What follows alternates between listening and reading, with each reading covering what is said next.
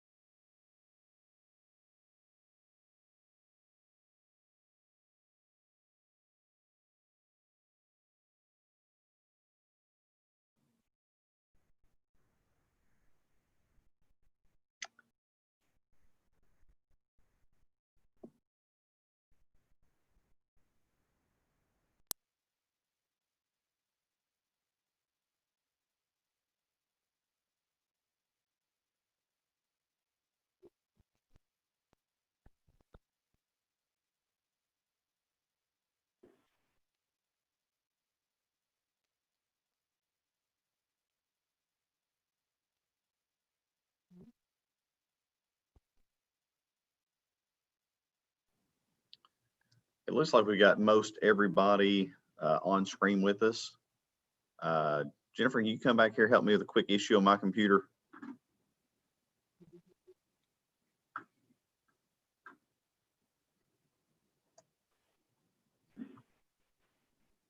See how long the delay is.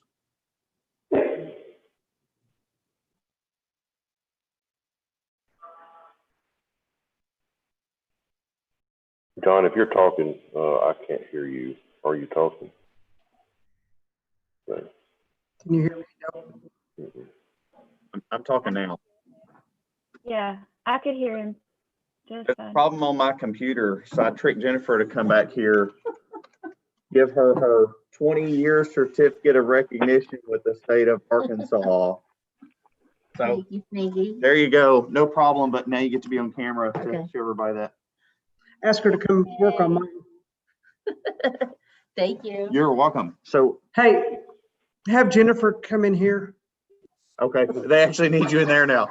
So as most of our staff and our board member know, Jennifer is the one who keeps all of our electronic stuff going and working. Yeah, I can't hear either. Has done a tremendous amount of work behind the scenes to One of help us us can hear. I can't. be able to have Zoom, have Okay. YouTube Live going and everything else. Without her, we would not have made it through COVID on all of our electronic stuff. So at least the board members can hopefully hear that, but I guess a couple of our own staff can hear that.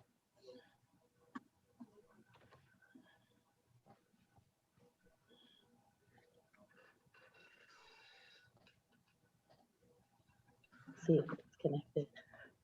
The challenges of Zoom are always interesting. Yes. And I think that for us, one of the most difficult things we've had is, even though we have a very large Hear boardroom, him. when you put multiple people in Brenda there, and I are still having some. yeah, you have to manage the sound stuff, or you get real bad echoes and squeals and everything else. Can you hear Y'all do a good job with it, though. that? We try hard. Yeah. Are you hearing okay, Jake? So Lynn, you got the Razorback today? Man, I have been ready for the last did. 20 minutes, and then I looked up and thought I was going to be late. Nice background there, Dr. Crow. I know Like it. when I talk. Go Hogs. Yes. Here's I had let's see, I had this. That may just be it. Now, that'll drive you crazy, John. I mean, And That that- may just be yeah, it. that's just what your head. That is something that Wi-Fi. We'll try it. Can you, Had from something. hey, John, can you hear these today? You use that when you want them to I like confess, that one. right, John? Yeah. Use that background when you want them to confess. exactly Yeah. Yeah. a little bit hypnotic. So the thing that you need to do is just buy an old house that when you buy it, it has a Yeah. hand-painted mural in the dining room, and you just, There you go. Girl, that's There you that's go. amazing. Mhm, That it works. is You're beautiful. just ready to go. My mother's Yeah. old house had that too. yeah. It was funny because we were kind of in a bidding war to buy this house 35 Oh. years ago. Mhm. And the other lady who was interested in it was talking how she would break through this wall and put a door in to go to the outside, to go to the garage. And this poor old lady that had built the house, and her husband had been dead, and he had painted it. Oh, wow. Okay. And she told us our bid was lower than this lady. She says, if you'll match her bid, I'll sell you the house. Okay. Wow. But we've never touched the mural. We Mm, just, It's beautiful. thank you. Character.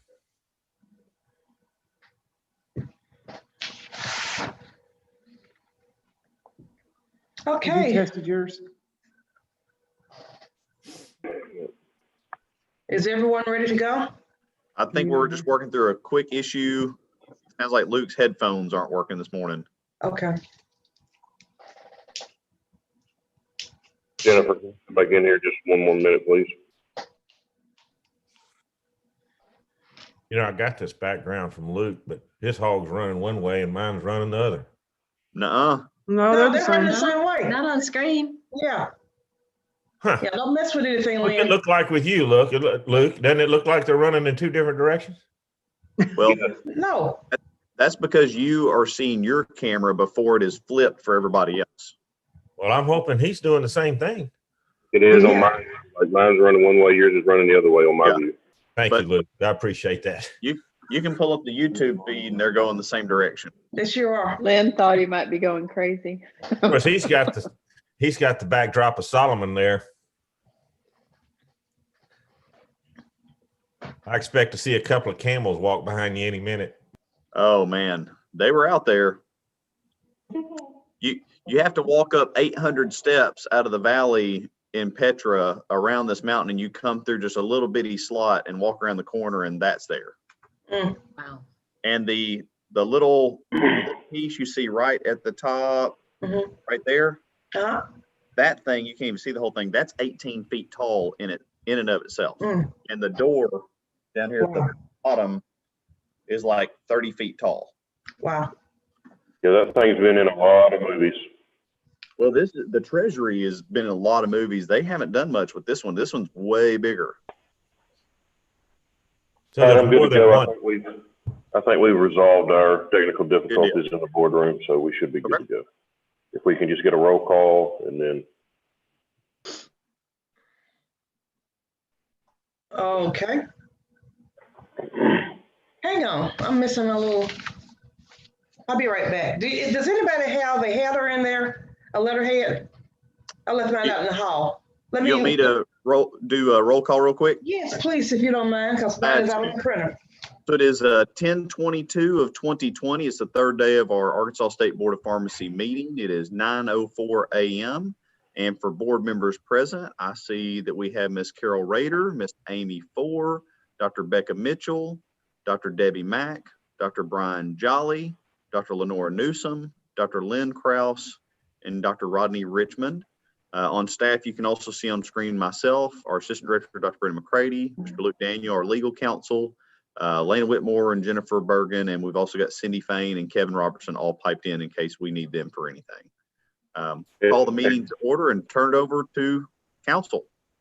and we've got Jake Jones back, the Attorney General's office, who will be our hearing officer today and run our meetings. We have Miss Faith Grigsby, who is on here from court reporting. So we will get started in just a minute. I'll turn it over to Mr. Jones. I know we have several participants that are on here. We're going to start with Lisa Dawson. The other participants, if you would please mute your microphone so we don't pick up any, and I see some of you already have yours muted, but if you would please, the other participants, and we will call y'all up in order. And so, like I said, we're going to start with Ms. Dawson and Mr. Jones. I will turn it over to you. All right, good morning, everybody. So just at the outset here, I've sort of got a little script, but for the folks that are respondents today, if y'all can listen to this and if you need me to repeat anything, or this is sort of a low threat environment, respondents, I mean, y'all can, if you have any questions about anything, just, we can stop the proceedings and you can let me know and we'll address that. But Ms. Dawson, you're first up today. So this is an administrative hearing before the Arkansas State Board of Pharmacy. It's October 22nd, 2020. We're at 322 South Main Street, Suite 600 in Little Rock, Arkansas. This case involves Lisa Dawson and it's a request to reinstate a license. The case number is 2019-120. My name is Jake Jones. I'm an attorney and I'll serve as the hearing officer in this matter.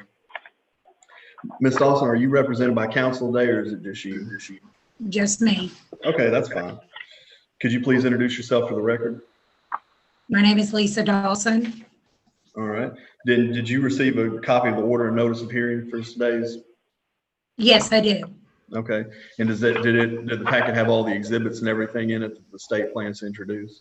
Yes, sir. And you've looked those over? Yes, sir. Okay. Mr. Daniel, can you please introduce yourself for the record? Luke Daniel, General Counsel for Arkansas State Board of Pharmacy. Okay. So everybody that's going to be a respondent today, Ms. Perry, Ms. Hart, if y'all can, this will apply to y'all too. So I'll read this. And again, if you have any questions, you can ask me. But so the board today is going to base its decision solely on the evidence that's presented today. And this includes any sort of sworn testimony or, documents. The strict rules of evidence don't apply in this. So essentially, if there's evidence that you want to admit, or a witness you want to call, if it's relevant, it'll come in and be admitted into evidence. We have a court reporter, Ms. Faith Grigsby. She's taken down, this is this proceeding is of record. So she's taken down everything that's said today. And to that end, if you're speaking, try not to speak over one another, go in turn so she can make sure that everything's recorded.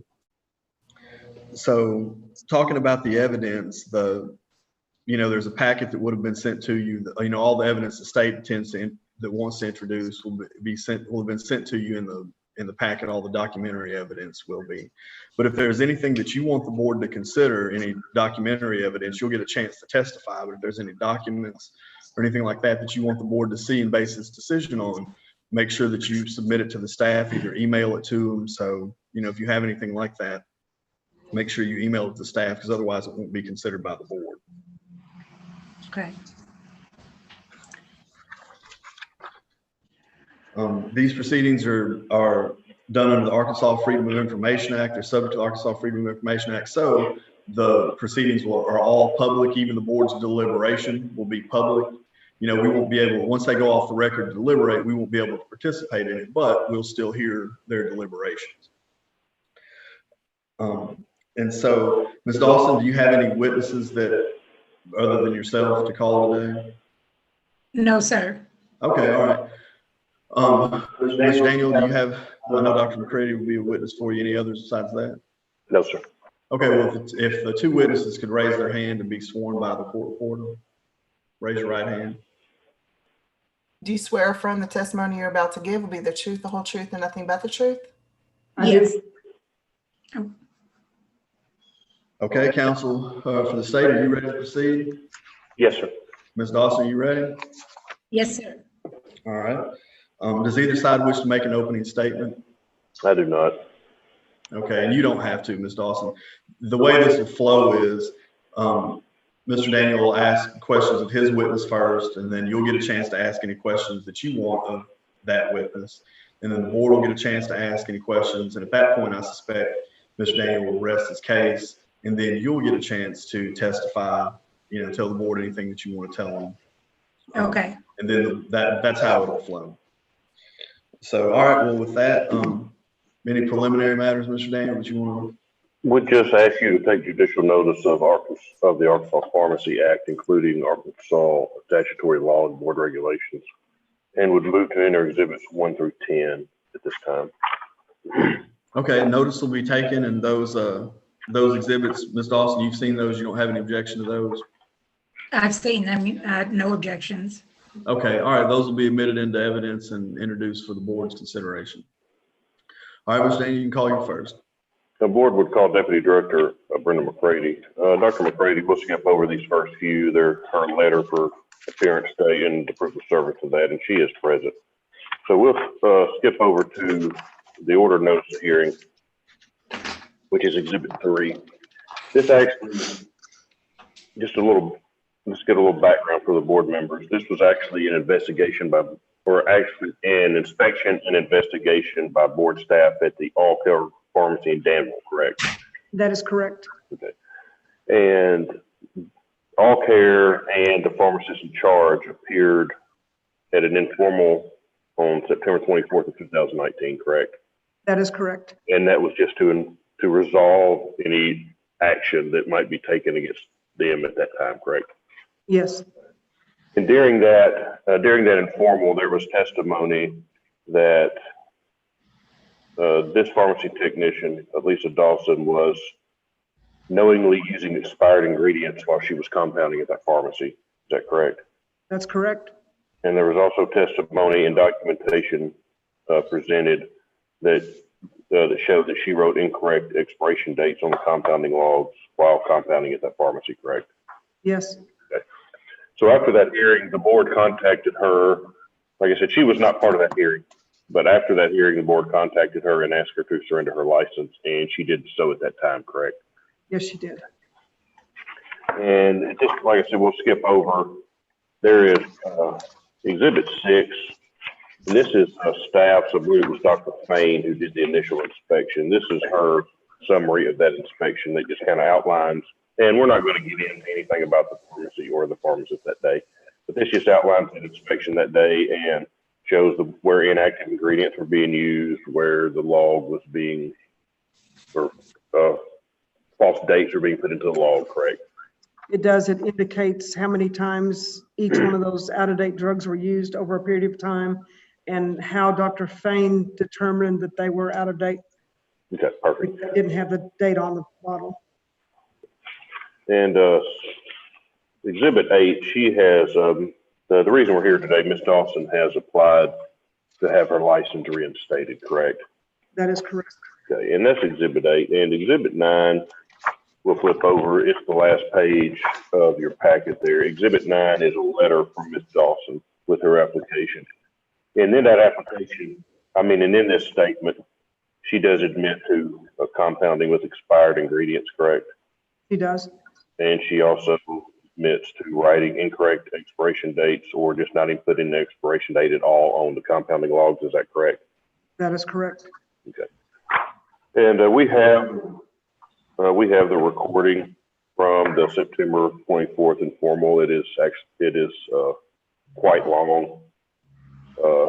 So the board members, I wasn't going to play it unless you just actually want to hear it, but I don't think, and I'll turn this over to Ms. Dawson will talk in a minute, but I don't think there's any, I think she agrees that this happened. So, but like I said, she can say more about that in a minute, but if at some point the board wants to listen to any of that recording, we do have it available. But I have no further questions for this witness, Mr. Jones. All right, Ms. Dawson, do you want to ask Dr. McCready any questions based on anything that Mr. Daniel asked her? No, sir. Okay. All right, board, do you have any questions for this witness? I have a question. Okay, go ahead, and then I have one as well. Was the pharmacist that was responsible for overseeing the compounding of these medications where the expired meds were being used, did that pharmacist voluntarily surrender or surrender his or her license, or are they still in active practice? That came before an informal. And I believe there was a reprimand. I don't have a copy of the order in this packet. Do you remember? I believe there was a fine that the pharmacy and the pharmacist paid, but that pharmacist is still in practice. There was no suspension or revocation or anything like that. There was a fine issued to both parties. And I say both parties, the pharmacist and the pharmacy, but they are both their licenses are still active. Thank you. My question was just, will you remind me what the timeline was for this falsification of records? I know the initial hearing for the pharmacist and pharmacy was a little over a year ago, but when did the compounding with expired drugs, when did that actually happen? The inspection took place on September 24th. Oh, no, that's when they appeared before the informal. If you look at the notes from Dr. Fain, it's Exhibit 6. It's Exhibit 6.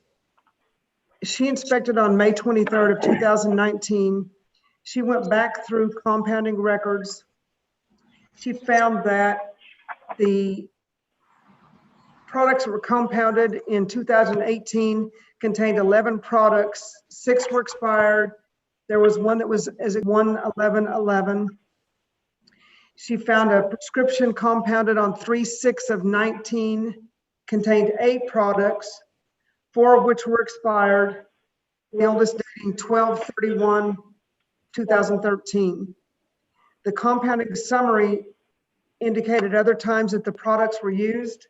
The estradiol was used 14 times after it expired, testosterone 6 times after it expired, biased 24.5 once, estradiol 1 milligram per mil twice, and the bias 2.1, 3.4 3 times.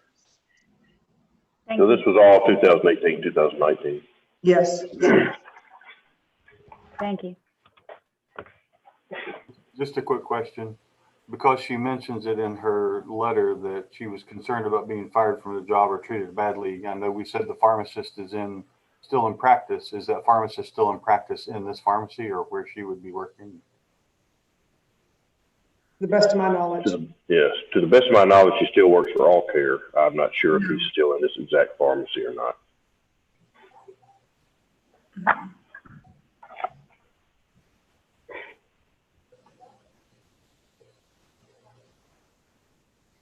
I have a question also. And because we probably can't remember it from that long ago, but did the pharmacist just blame this tech for doing everything and they weren't aware of it, or they were aware of it and they were penalized in their way for being aware?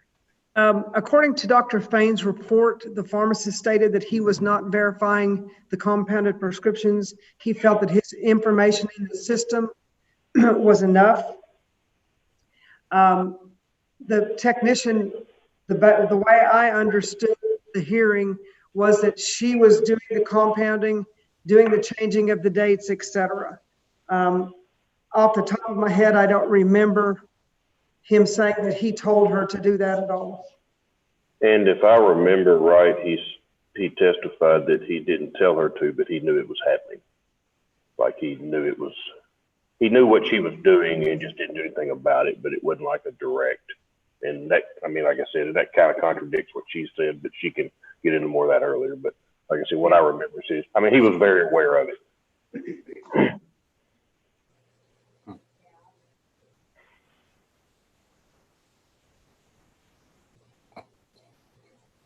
So, Mrs. Dawson, what have you been doing since you've been out of practice? Well, I'll tell you what, let's if we're done with if the board doesn't have any more questions or nothing that y'all ask, calls Mr. Daniel or Ms. Dawson have any more questions of this witness, we'll go ahead and the state can rest its case and we can move on to Ms. Dawson's presentation of her evidence. I have nothing further. Okay. Board, any more questions of Dr. McCrading? No. Okay. All right. Mr. Daniel, you wanna rest your case safe for closing argument? Okay. All right, Ms. Dawson. So at this time, you can you heard the evidence the state put on, and so now you can testify and tell the board whatever, and then afterwards, Mr. Daniel will get a chance to ask you questions, and the board will get a chance to ask you questions. Okay. First, I'd like to thank everyone for giving me an opportunity to speak today.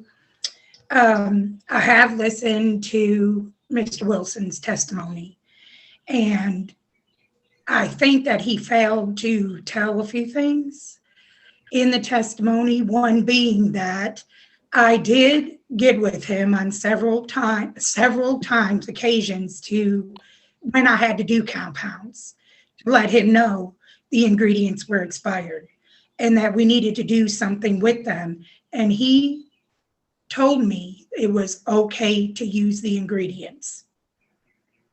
And so I know it was not the right thing to do, but I mean, if I refuse to do my job, then where would I be?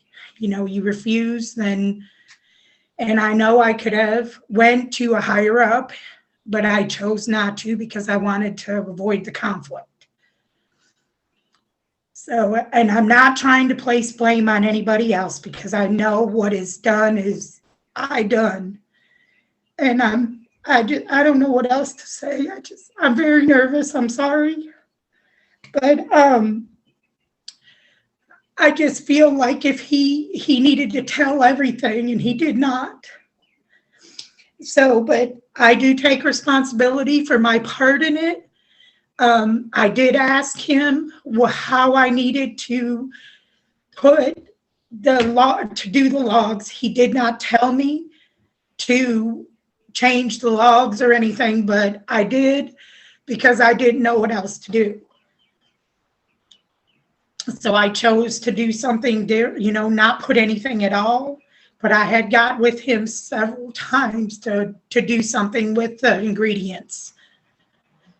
I mean, there were people present when other technicians, when I went to him, that have actually wrote statements, signed and notarized statements stating that they had heard him. So, I mean,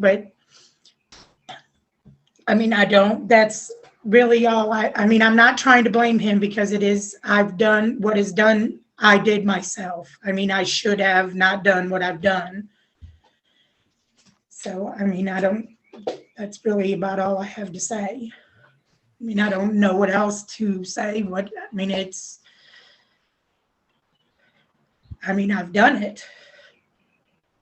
And I regret, I'm asking that I get a second chance, that I know it'll never happen again if I get an opportunity to ever become a tech.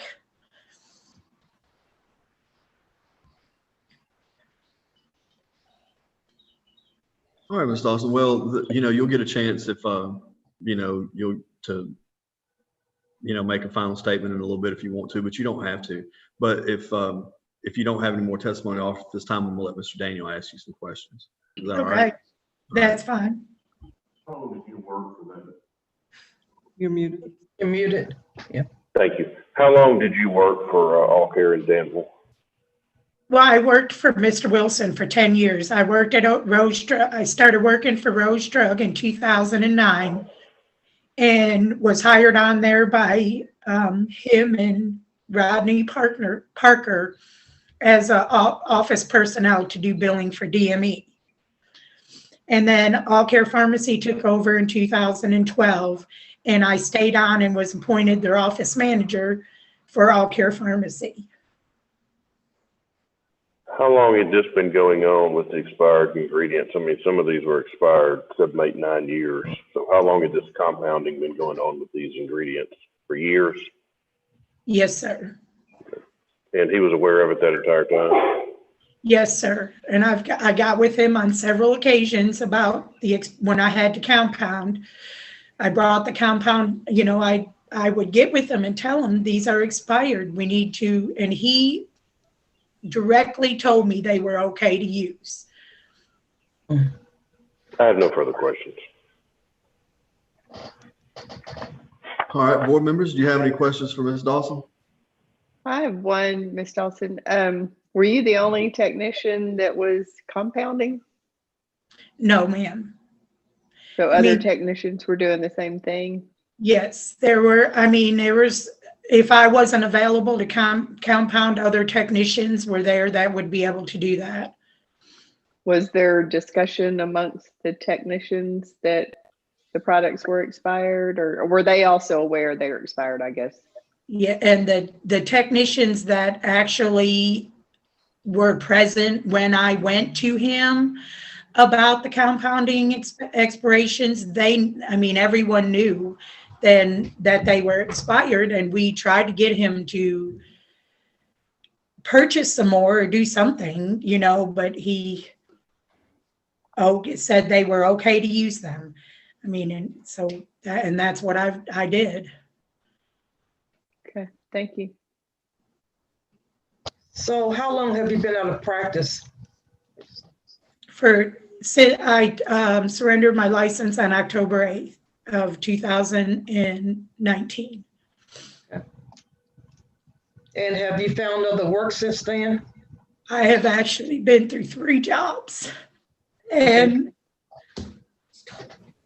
I'm sorry, I'm just very nervous. This has disrupted my life tremendously. I thought that I would retire from there. I'm 54 years old, and it's hard right now to get a job. Mm-hmm. And, I enjoy helping people. And I thought that I wanted to learn everything I could about the pharmacy. That was really my only second job I ever had in my life. I worked for 21 years at my previous job, and I would have still been there if it didn't close down. Mm-hmm. And then I came into this job, and I felt like this was my thing. I've actually, when I surrendered my license, I applied to go back to school to get my license in medical billing. or to get a degree or a certificate, and I should complete that by April of this year, of the coming year. I should complete that. And I've also took time to, when all this happened, to read and the compounding practices, the guidelines and regulations and things like that, because, I never had any previous training for compounding other than under him. So I needed to understand myself what, I have done. So, but I'm working now doing clerical work. I would like to go to work back at the pharmacy if possible.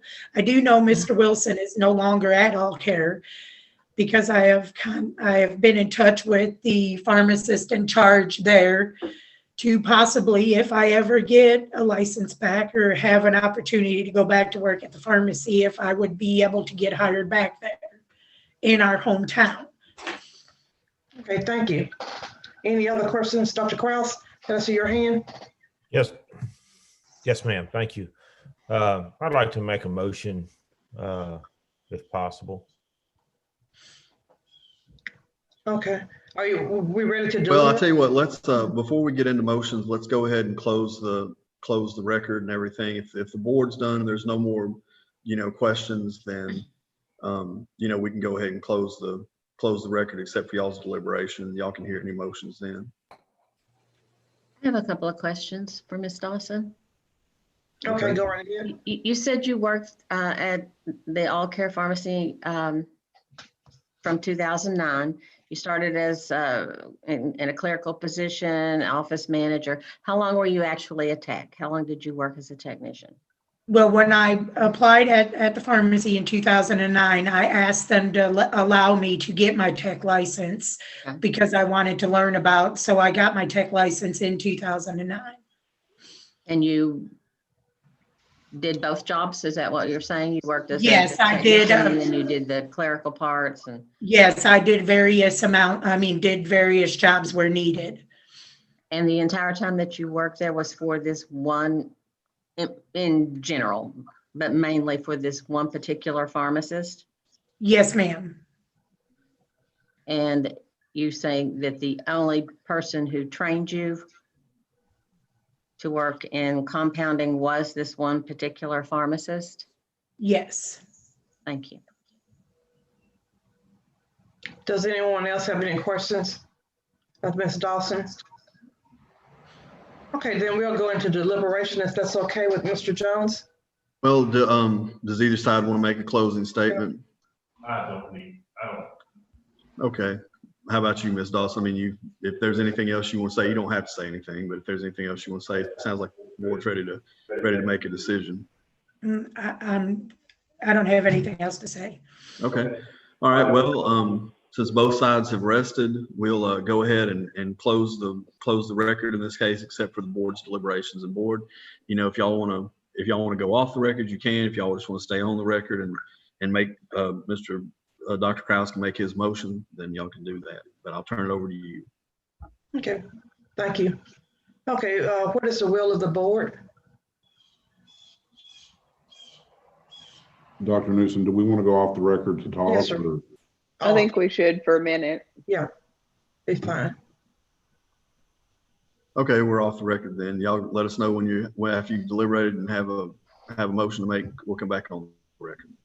Okay. Dr. Kraus, did you have a comment? Yes, ma'am. I just was going to move that we reinstate this lady's license. Okay. I would agree. At first, I was kind of wondering if a monetary penalty that was like a percentage of what was given to the supervising pharmacist would be appropriate, but technicians don't make as much as pharmacists, and she's been out of work for a year, so I feel like she's paid her monetary penalty. That's my opinion. I don't think that's necessary. I agree with Dr. Kraus. I think we need to just reinstate, but I do think it's really important, and I think she does understand now, but even if somebody tells you to do something wrong, you can't just do something wrong. So I think she's, from all indication, has learned a valuable lesson. She holds a license. You have to be responsible for the license. Now, I get it. Your job might depend on it, but you still can't do something that's really wrong just because somebody's telling you to.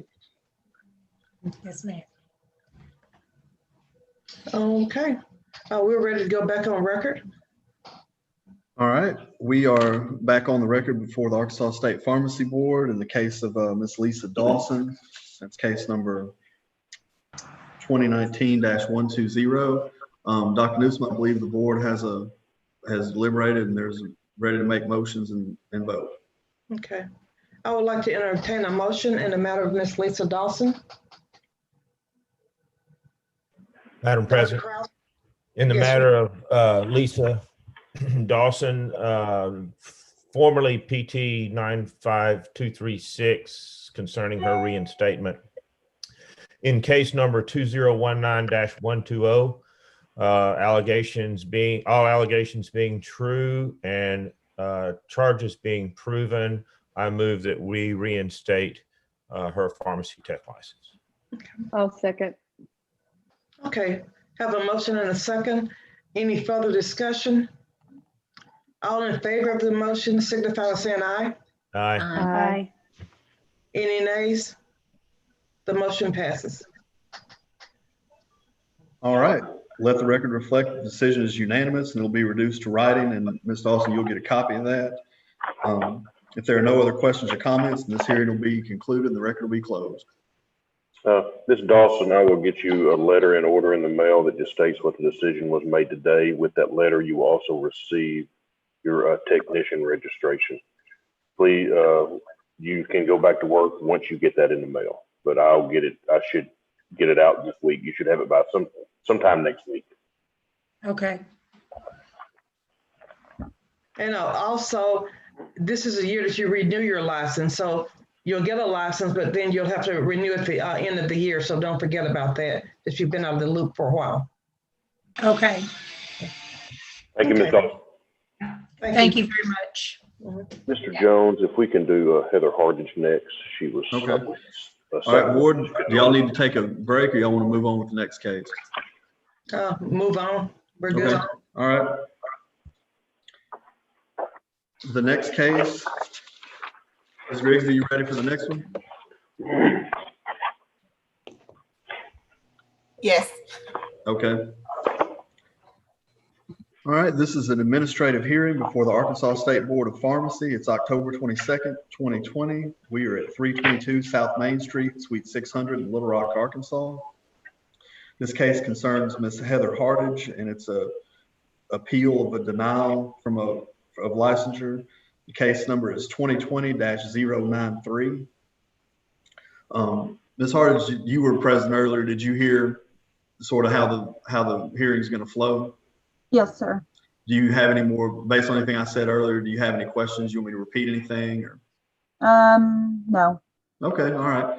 Well, did you get a copy of the order and notice of hearing for today's hearing? Did. Okay. Did it have the exhibits included with it? It was, yes, there was. Have you had a chance to look through all those? I did. Okay. And you heard what I said about anything that you want the board to consider that's not in that packet of exhibits, you can submit, email or whatever, and you'll get a chance to testify. But if you have any, documentary evidence that you want to introduce, make sure it gets submitted to staff so the board can get it for deliberations. All right. Are you represented by counsel today, or is it just you? It's just me. And do you have any witnesses other than yourself? I do not. Okay. All right, could you just please introduce yourself for the record? My name is Heather Hardage. All right. Mr. Daniel, if you can introduce yourself for the record. Luke Daniel, General Counsel, State Board of Pharmacy. All right. So if all the witnesses in this case will raise their hand and be sworn by the court reporter, please. Do you swear affirm the testimony you're about to give will be the truth, the whole truth, and nothing but the truth? All right, Ms. Hardage, you were included in that because you're going to be a witness. Oh, Did you okay. get, yeah, did you get sworn? Ms. No. Grizzly, did you swear her? I didn't realize I was a witness. Do you swear affirm the testimony you're about to give will be the truth, the whole truth, and nothing but the truth? I do. All right, Mr. Daniel, you have preliminary matters you want to address before we get started? Just ask that you take judicial notice of the Arkansas Pharmacy Act, including Arkansas statutory law and board regulations, and would move to enter exhibits 1 through 13. All right, the notice will be taken of those statutes and rules. And Ms. Hardage, you said you saw those exhibits. Do you have any objection to those being introduced for the board's consideration? No, I Okay. do not. All right, all the exhibits will be introduced and for the board's consideration. Any opening statement? No, sir. No? Okay. All right, Mr. Dean, you can call your first. The board would call Deputy Director Brenda McCready. Dr. McCready will skip over some of these first ones. Letter for appearance, proof of service, and the other proof of service. She's here today. And I'll skip over to Exhibit 3, which is the order notice of hearing for today. She was actually licensed as a technician back in 2006. Is that correct? That's correct. And she was licensed until 2010. She actually failed an employer drug screen by testing positive for amphetamines and methamphetamines. Is that correct? That's correct. And just for a copy of that drug screen is included. It's actually Exhibit 8. So she is, in June of this year, she submitted an application for reinstatement, and she was, during that application, which her application is included, it is Exhibit 6, but during that application, she also shows she had a possession of drug paraphernalia charge on August of 2016. Is that correct? That's correct. And that was in a United States District Court, and she entered a guilty plea to that. She did. And after that, she entered what's called the Father's House in Bismarck, and she was there. It's a faith-based drug and alcohol program, and she was there from March of 2017 till August 25th of 2017. Is that correct? That's correct. Okay, and we'll flip over. Her personal statement is Exhibit 7, and I mean, and in this statement, she didn't deny or anything that she had a methamphetamine issue or that she had a drug charge that she pled guilty to. No, she does not deny it. And again, Exhibit 8, we took this briefly. Exhibit 8 is her agreed temporary order, I guess, was the equivalent of a surrender back in 2010. That's correct. Yeah. And it's also included in 8 is the drug screen from 2010, and Exhibit 9 is the guilty plea. Looking at Exhibit 10, which is documentation that the board requested and received from the Father's House. It just states this was a faith-based Christian program, and she was there from March to August of 17, correct? Correct. And the rest of the documents from the Father's House are mainly just monthly updates, and she did graduate from that program. That's correct.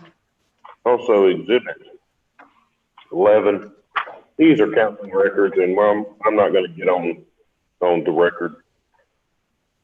I mean, her personal issues, but she does, during these counseling records, I mean, she does admit to a long history of methamphetamine use back during this time period. She does. I have nothing further. Thank you.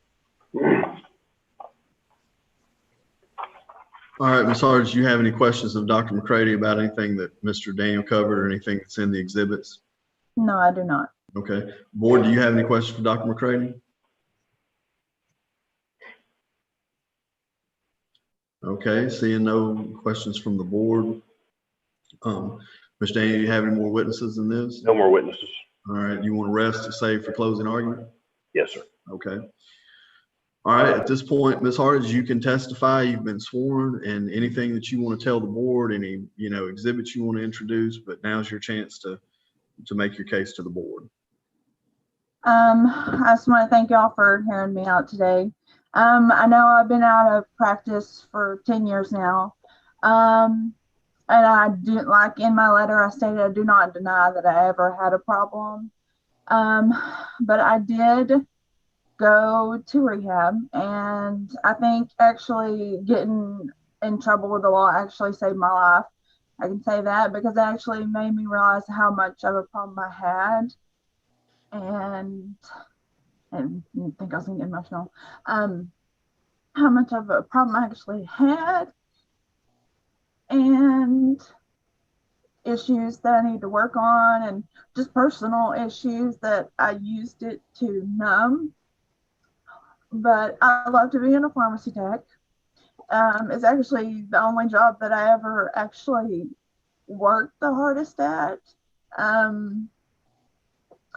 I think I put the most into it. I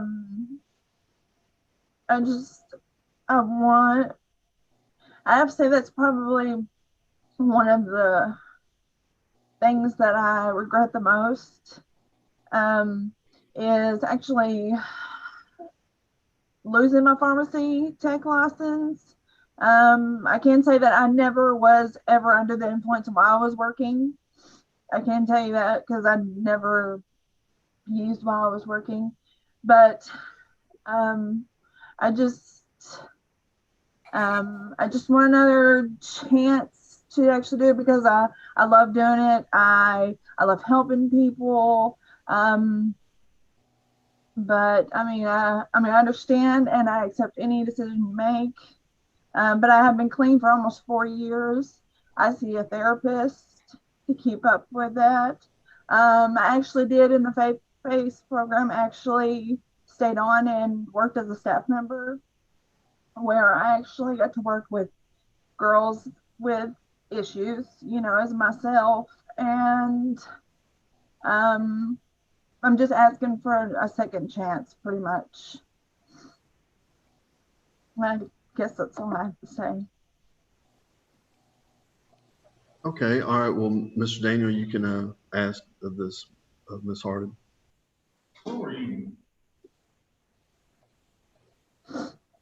Where were you working when you tested positive? I worked at Walgreens in Arkadelphia. And what were you doing in the pharmacy? Just technician duties? Filling prescriptions, or what were you doing? I was actually the lead. I was senior certified pharmacy technician. I was actually the lead over the whole pharmacy techs. And I kept the pharmacy running. So, have you used any type of illegal substances since you left the father's house? No, I have not. And how long did you use methamphetamines? Off and on since I was 18. I really didn't have a really bad problem until it was probably around the same time that I lost my license because of just personal issues and bad influences in my life. And then the second time was when I got in trouble in 2016, and that led me to the road of recovery, honestly. So how old were you when this happened in 2016? Oh, let's see, I'm 37 now. Okay, so you'd used for quite a few years. Yes. Okay. All right, I have no further questions. Thank you, Mr. Jones. All right, board, now's y'all's time to ask any questions that you have, Ms. Hardin.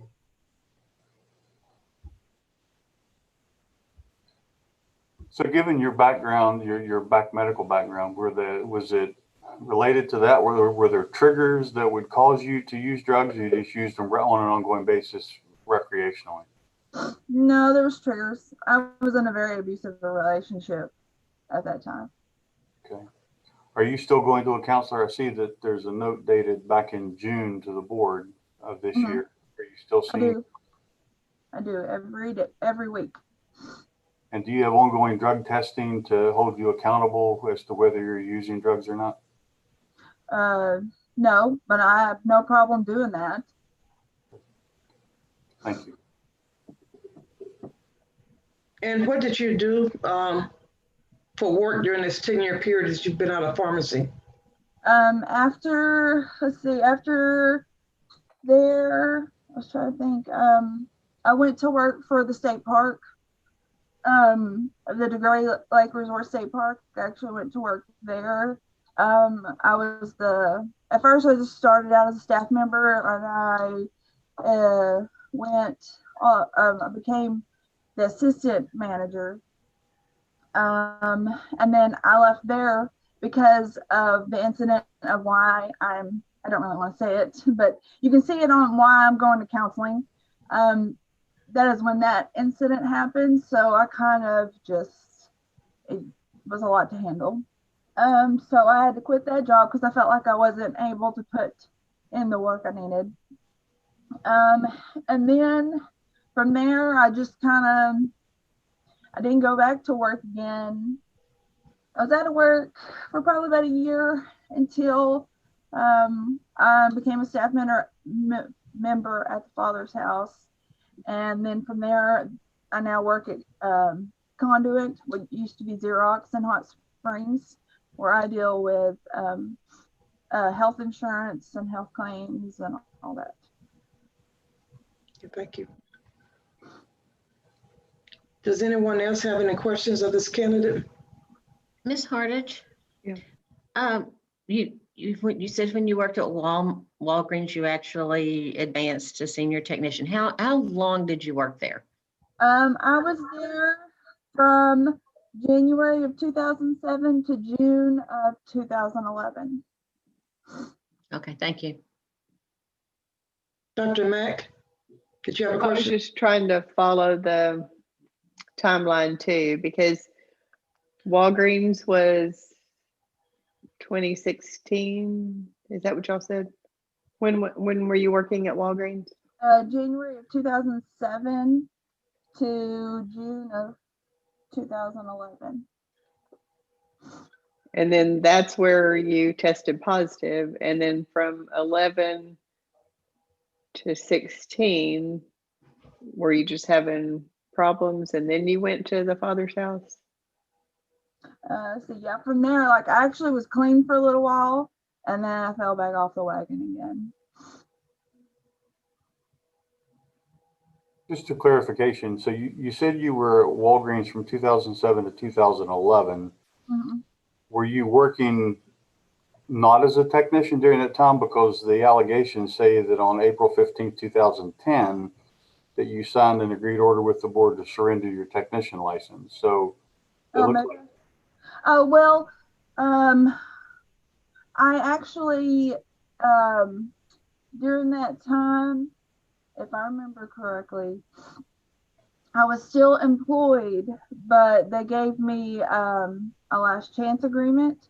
And so once that test came back, whatever, I had to, they gave me certain things I had to follow. And I remember I had to go see a counselor, and then I had to do random drug tests, and I had to, there was something else I had to do. But before that actually happened, because it was supposed to be just an agreement between the head of Walgreens and me, we're only supposed to know about it because they didn't want to make it, known or anything for anyone to talk about. Because if I was to follow all of what they wanted me to do, they were going to continue to let me to work there. And somehow the pharmacy that was over the pharmacy part, she found out. And once she found out, she went to the board and asked them to take away my license. So from 2010 to 2011, you continued in Walgreens employee, but I assume you weren't doing pharmacy related duties? No, I was actually following what they were having, I had to take a class. I had certain things I had to do an amount of times to do it in. And I could actually be wrong on the last bit, but I remember that I was still employed, but I still had to follow certain things, but they let me come back. So I do remember I was on disability pay. Thank you. So were you just not able to follow all of that? And then's when you fell off the wagon? The timeline is hard to follow, sorry. No, I was following all of Walgreens and what they wanted me to do, but whenever the head of the pharmacy, I forget what she's called, pharmacy manager, like the one, like the corporate manager, found out about the agreement that they made with me, she actually went to the board herself and asked for y'all to take away my license.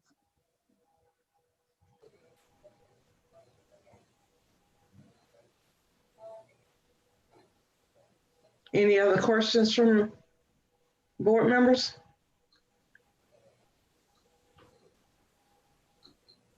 Okay, Mr. Daniel, anything the board asked caused you to have more questions? Just one follow-up question. Ms. Hardage, are you taking any prescriptions now that are controlled substances? I am. And those are prescribed by a doctor for your counseling purposes? Okay. That's all I have. Thank you. I would like to make a quick statement at the end. Okay. Ms. Hard, do you have any more evidence or testimony you want to put on? I do not. Okay. All right. Well, since both sides have rested, Mr. Daniel, you can make a closing statement. Thank you. Board members, I don't know what I don't know which way you're leaning, but if you are leaning towards reinstatement of her application, if this was a pharmacist and there were issues, they would have to go and get advocacy to the support group. So if that's going to be the motion to reinstate her license, staff would just ask that as a condition of that she reach out to Mr. James with the support group, and she had to get advocacy from them and go through their program. So like I said, I don't know which way the board's leaning, but just want to make that recommendation. If the board is so inclined to reinstate her application, we would ask that she have to go through the support group to get that reinstated. Thank you. Ms. Hart, do you want to make a closing statement? You don't have to, but if you just want to have any parting word before the board decides. No, I don't. Okay. All right. Well, at this point, we will go off the record for the board's deliberation, and board, y'all can talk about it. When you think you got a motion, we'll go back on the record and get it on there. Oh, okay. Dr. Richmond, did you have something to say, or you were just adjusting your camera again? I was just adjusting my camera. No, Okay. All right. Any comments from other board members?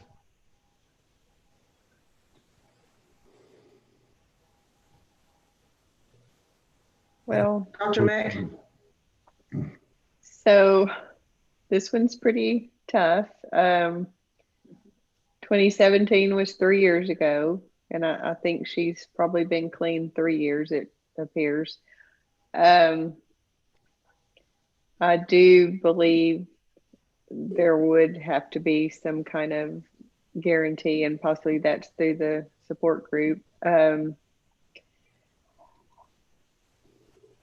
kind of on the fence. Does anybody else have any thoughts? Or Yeah, my thoughts are that she haven't gone through a something like a support group. She's gone through a faith-based type of rehab, but I don't know if they are equipped with the type of things that we look for reinstatement for pharmacy. Mm-hmm. And they're not doing drug testing or anything. Right, so. right. Dr. Krause? Yes, ma'am. I applaud this lady for the work that she's done and continues to do, but I do not feel that she should be a pharmacy tech.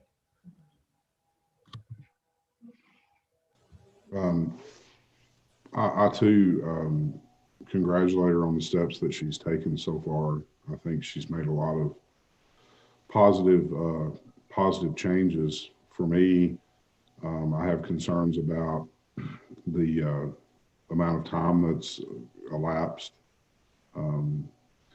and also I have a concern for there to be potential triggers that are still there. So, while I, congratulate her on the steps that she's taken, for me, without some type of advocacy through a support group, I would not be comfortable putting her into practice. I just have concerns about her working in a field where she's around controlled substances and medications at this time.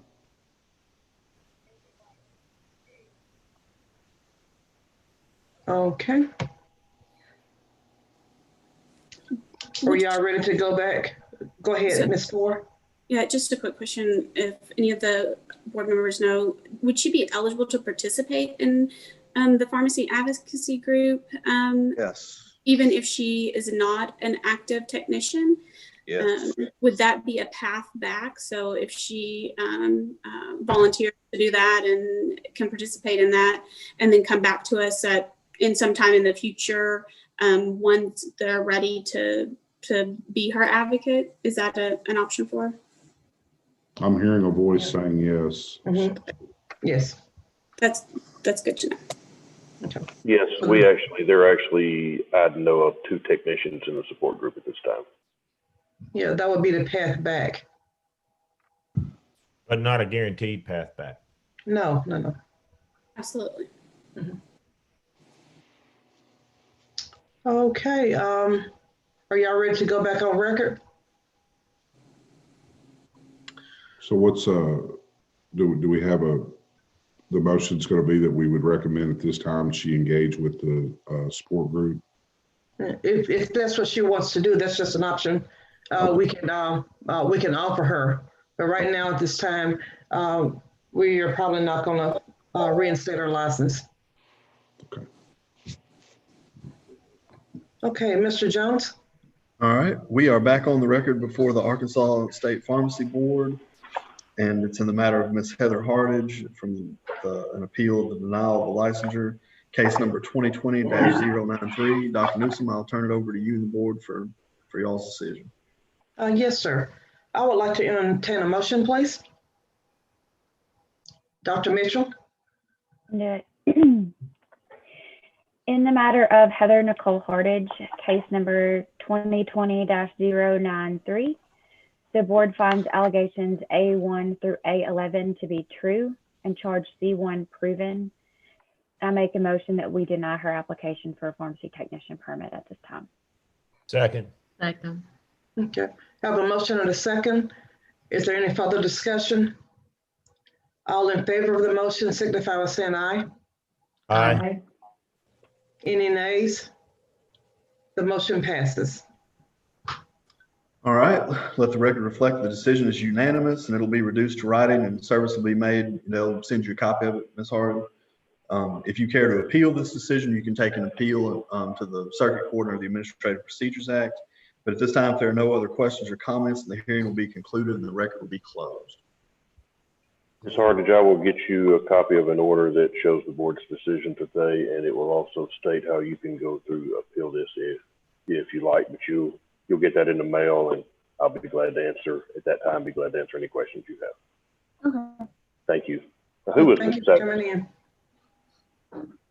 I did. Carol, thank you. So thank you, Ms. Hardage. Next we have Alicia Perry. She is our other one that was set for 9 o'clock. All right, board members, we've been at it an hour. If y'all want to take a break, we can do that. Or if y'all want to go on with this hearing, we can do that. We can I'm go. okay right now, but. Is everyone okay? I'm okay. Let's get through this one and reassess. Yes. All right. Okay, Ms. Greaves, you ready for the next? I'm ready. All right. This is an administrative hearing before the Arkansas State Board of Pharmacy. It's October 22nd, 2020. We're at 322 South Main Street, Suite 600 in Little Rock, Arkansas. This case concerns Miss Alicia Perry. Case number is 2019-064. And Ms. Perry, I think you've been on since this morning. Did you hear, what I read in the other cases Yes, sir. about how it's going to flow? Do you have any questions? You want me to repeat anything? No, sir. Okay. All right. So did you receive a copy of the order and Yes, notice sir. of hearing? Did it have all the exhibits included in it? Yes. I mean, did you have a chance to look through those? Yes. Okay. Can you go ahead then and state your name for the record? My name is Alicia Perry. All right. Mr. Daniel, can you state your name for the record? Luke Daniel with the Arkansas State Board of Pharmacy. Okay, Ms. Perry, are you represented by counsel today, or is she? No. Okay. Do you have any witnesses to call? No. Just you? You'll be a Yes. witness. Okay. Yes.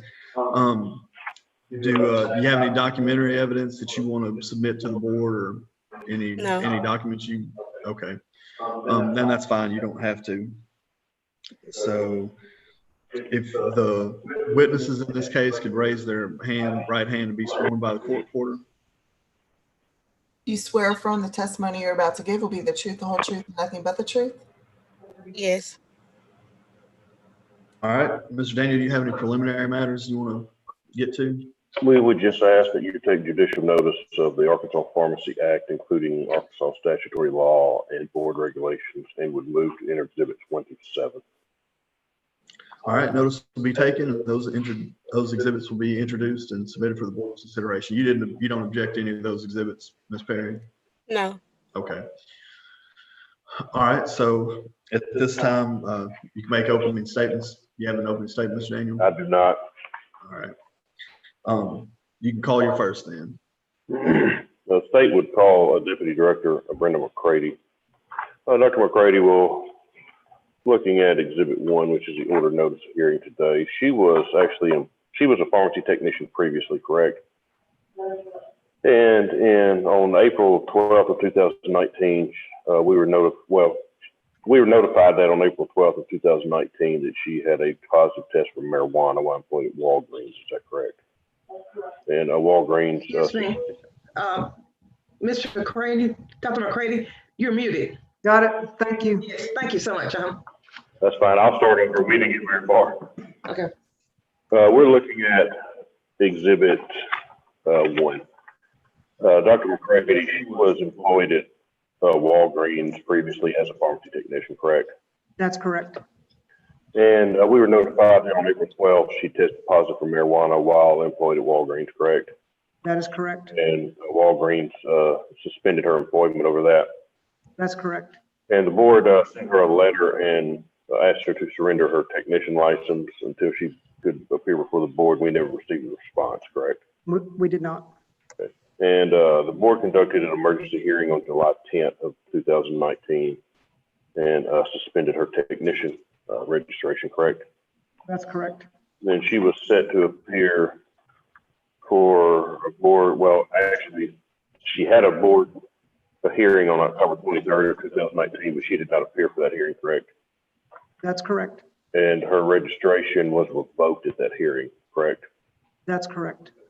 And she has now asked to reinstate her license. Yes.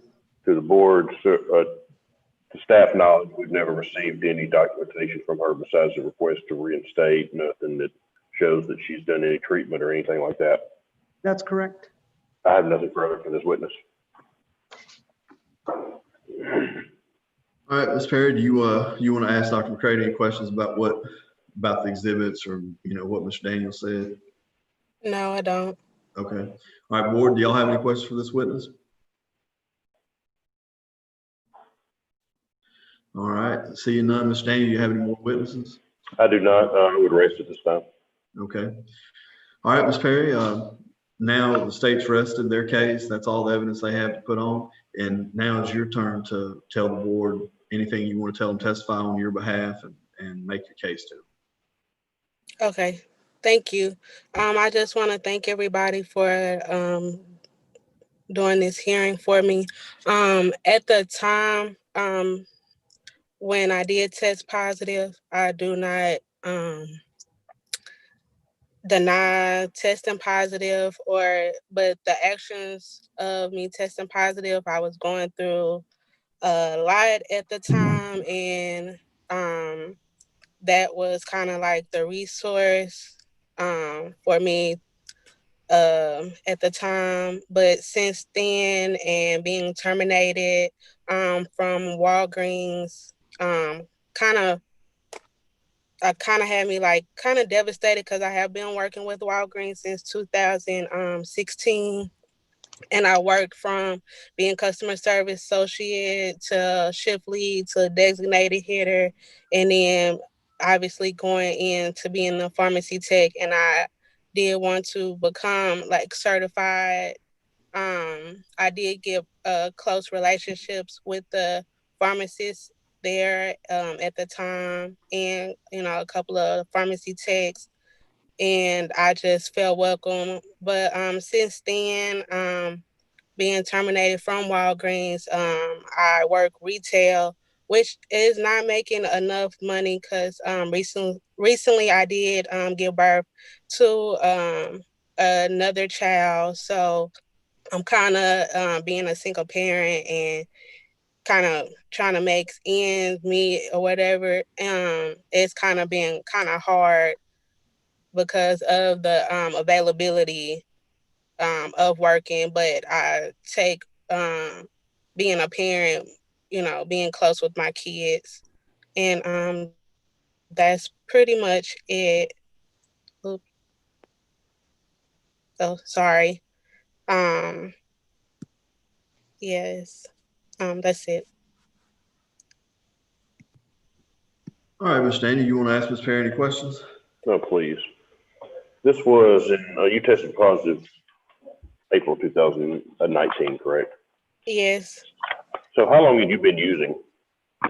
When did you start using marijuana? I could started like when I was like 20 years old, but like on and off. But really, How it's old are you not. now? Right now I'm 30. Okay, so you'd used for quite a few years. Yes. How often were you using? At that time, it was like every other week, because I was actually like being the caretaker of my mom that was having dementia, and at that time she would like leave the house or disappear for a long period of time. So I was kind of nervous at night and everything. So when did you apply? How long were you a pharmacy technician? I was a pharmacy technician from 2017. Because I actually started with Walgreens at 2016. When I applied for customer service associate. But the assistant store manager, seeing that I had management experience, and she and the store manager talked to me about, to start off as a customer service associate, then moving up to shift lead, and for me to like stay on, if thought that was okay. So I did that, and the position open for me to be a shift lead. And becoming a shift lead, you have to have your, pharmacy tech license. So that's when I applied for the license. But I was just, back there just typing in prescriptions. I never actually like filled prescriptions. But after that, the management wanted to see like where did I want to go with the company. And at that time, with my first daughter, I was actually a single parent as well. So it kind of asked for more availability, and I couldn't do that at the time. So they said that I should move to the pharmacy, just for me. And at first, I really didn't want to get into it, just because of like I've heard like about all the problems that they have. But but when I actually got back there and got accustomed with everything, I kind of like realized that I could want to stay back there and just have that as a career. Okay, I'm looking at, when you applied, you said it was about, I don't know, you said you started, you were 20. 2016. Okay. So you were using marijuana when you applied to be a pharmacy technician, correct? During that time period? Not at that time, but yeah, it's in that time period. Okay. So when it says, one of the questions, are you currently engaged in the unlawful use of controlled substances? You marked no in your application. Yes, because at that time I wasn't. But you were using it during that time period? Yes. Okay. Have you ever had, when's the last time you used? Since I've haven't worked for Walgreens, because I'm like currently looking for jobs, and when you look for jobs, they do, ask you to take a drug test. So I mean, after you tested positive at some point, like when did you quit using? After I tested positive, because I had to go through the program. What program is that? That I do not recall, but the second chance, well, yes, I do. The second chance Walgreens program. Second Chance program, okay. Yes. Have you ever gone to any NA or AA meetings? Yes, during that time they did require me to attend meetings. When's the last time you've gone to one? That I can't recall. Okay. Have you ever gone to any treatment or counseling for drug use? In that second chance program, they did have me talk with a counselor. Okay. I have nothing further. Thank you, Mr. Jones. All right, board members, do you have any questions for this, for Ms. Perry? Yes, what type of work have you done while you've been away from pharmacy? Just retail in the store. Right now, my daughter is 2 months, so I was able to put her in childcare. So I'm back at Under Armour retail store right now, just working 20 hours a week for right now. Okay, what did you do prior to that? That's it. After I was terminated from Walgreens, I did not, want to stay unemployed because, I needed to make ends meet for my daughter and myself as well. So, I applied at jobs, and with me having retail experience, and I've been working in retail since 2008, usually that's what comes when I do apply to jobs. So I usually kind of can stay with the job, but pharmacy tech, I really want to get back in that. Okay. So I have a question for you. So as soon as you had the positive drug test, Walgreens terminated you, but when were you in their second chance program, or is that a different program? No, before they terminated me, that's when I was in the second chance program. I had some car trouble, and I couldn't make a drug test, and during that time, that's when they terminated me, because in the second chance program you can't miss a drug screening. So that's when I was terminated. And then what is this letter? It's from, I don't know, it went to you May 19th about First Advantage Workplace Services. Is that the agreement you're talking about, or do you know? It's from Workplace Services. No. I can answer that. That is the agreement that's the letter that Walgreens sends out. That's about their second chance program. Okay. So you didn't make it through that, and then you've just been working retail. Yes, ma'am.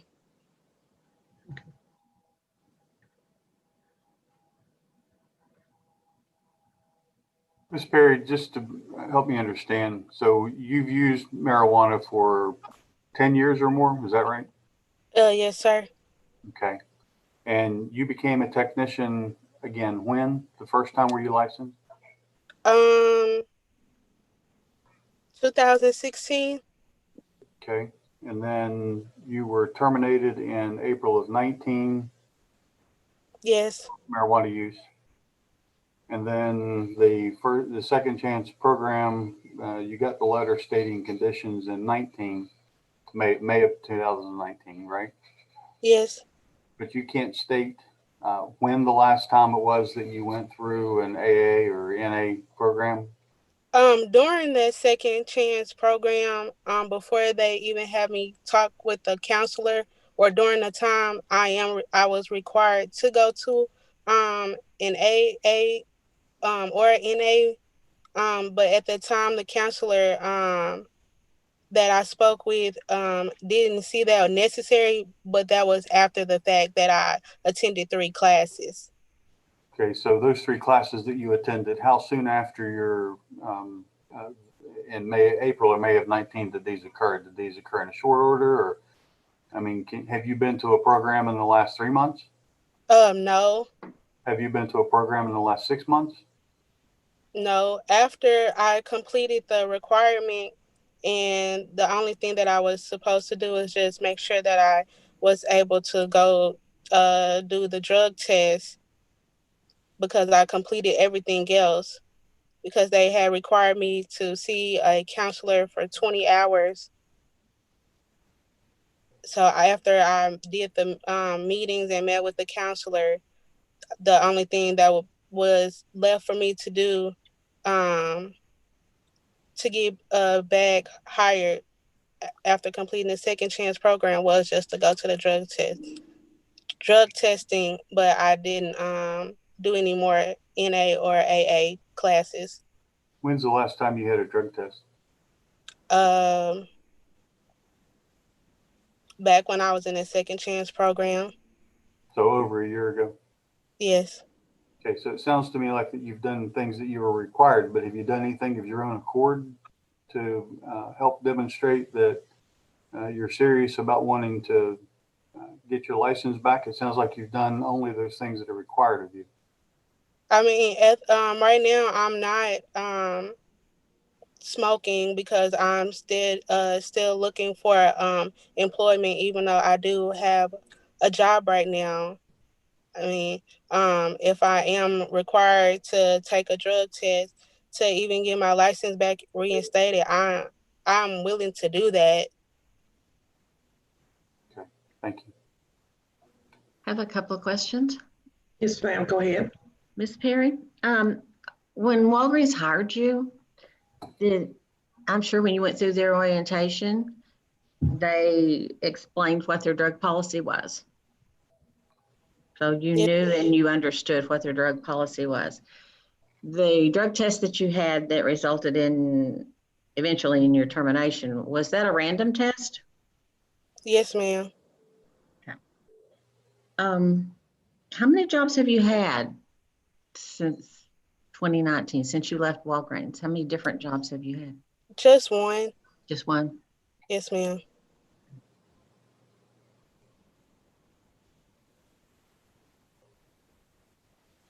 And I thought I heard them earlier say that there was a previous hearing scheduled that you did not appear. Yes, ma'am. Tell us a little bit about what happened on that. I recently have been moving, because that time when I failed my drug test and I was suspended, I ended up losing my apartment, and I ended up staying with family. But after that, we kind of had like conflict, so I ended up moving again, and all my mail was going to that relative, and at that time, they were not giving me my mail, so I didn't get the notice. Okay, thank you. Anyone else? I would just like to clarify, you've testified twice that you're currently not smoking marijuana because you're looking for a job and would have to take a drug test. If that were not the case, do you think it's acceptable to smoke marijuana on a recreational basis? No, no, ma'am. Like I said previously, I am like the sole provider for my two daughters. So I want to lead as example, just because during that time that I did test positive, I was actually going through a lot. So that pain and everything that I was going through, that was like the main resource. So I'm wanting to lead by example, saying like, if you go through any pain or anything, like, don't let drugs or alcohol be that thing that you run to, to feel okay. Because at the end of the day, it's really just temporary. Thank you. Any other comments? Okay, Mr. Jones. Mr. Daniel, anything about the board's questions cause you to have follow-up questions? Just real quick. Ms. Perry, you stated that you were smoking that time because you were going through some pain, but you've been smoking for years and years before whatever this happened in 2019 that caused you pain, correct? Yes, on and off. All right, thank you. I have nothing further. Just would like to make a brief statement once they're through. All right, Ms. Perry, do you have any more evidence you want to put on? And you'll get a chance to make a closing statement if you want after Mr. Daniel goes in a minute. But any more evidence you want to submit for the board for consideration? No, sir. Okay. All right, Mr. Daniel, you can make your closing. Thank you. This was just last year. Staff doesn't believe enough time has elapsed. There's been no treatments. I mean, this Walgreens letter says she was required to do 2 NA or AA meetings, and she remembers going to 1. I mean, that's not even remotely close to, I mean, what would be required for somebody who's, I mean, to her own admission, used marijuana for 10 plus years. I mean, she can't even, really remember when the last time she was using when she applied for this license. She was using on and off the entire time she had this license and the entire time she was working in a pharmacy. Just would ask that her license, we would ask that the board not reinstate her license. All right, Ms. Perry, you want to make a closing statement to the board? Yes, I would. Yes, I have been using 10 plus years, just for enjoyment. I am, at the age right now, 30, and working just retail jobs, that really doesn't make money, and being a single parent of 2 I really don't have the availability, to work as much. But if I plead to, get my license reinstated, just because I will take a drug test or complete any other classes, just to know that I do really want to get my tech license and exceed in the field, whatever is required. And that's it. All right, board, if y'all would like to go off the record and deliberate, we can do that. Or if you think you have a motion now, someone can make it, but y'all want to go off the record and deliberate?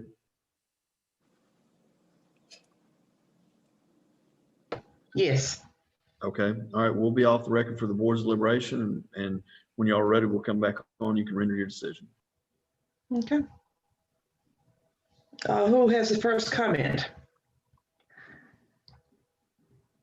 I would tend to say that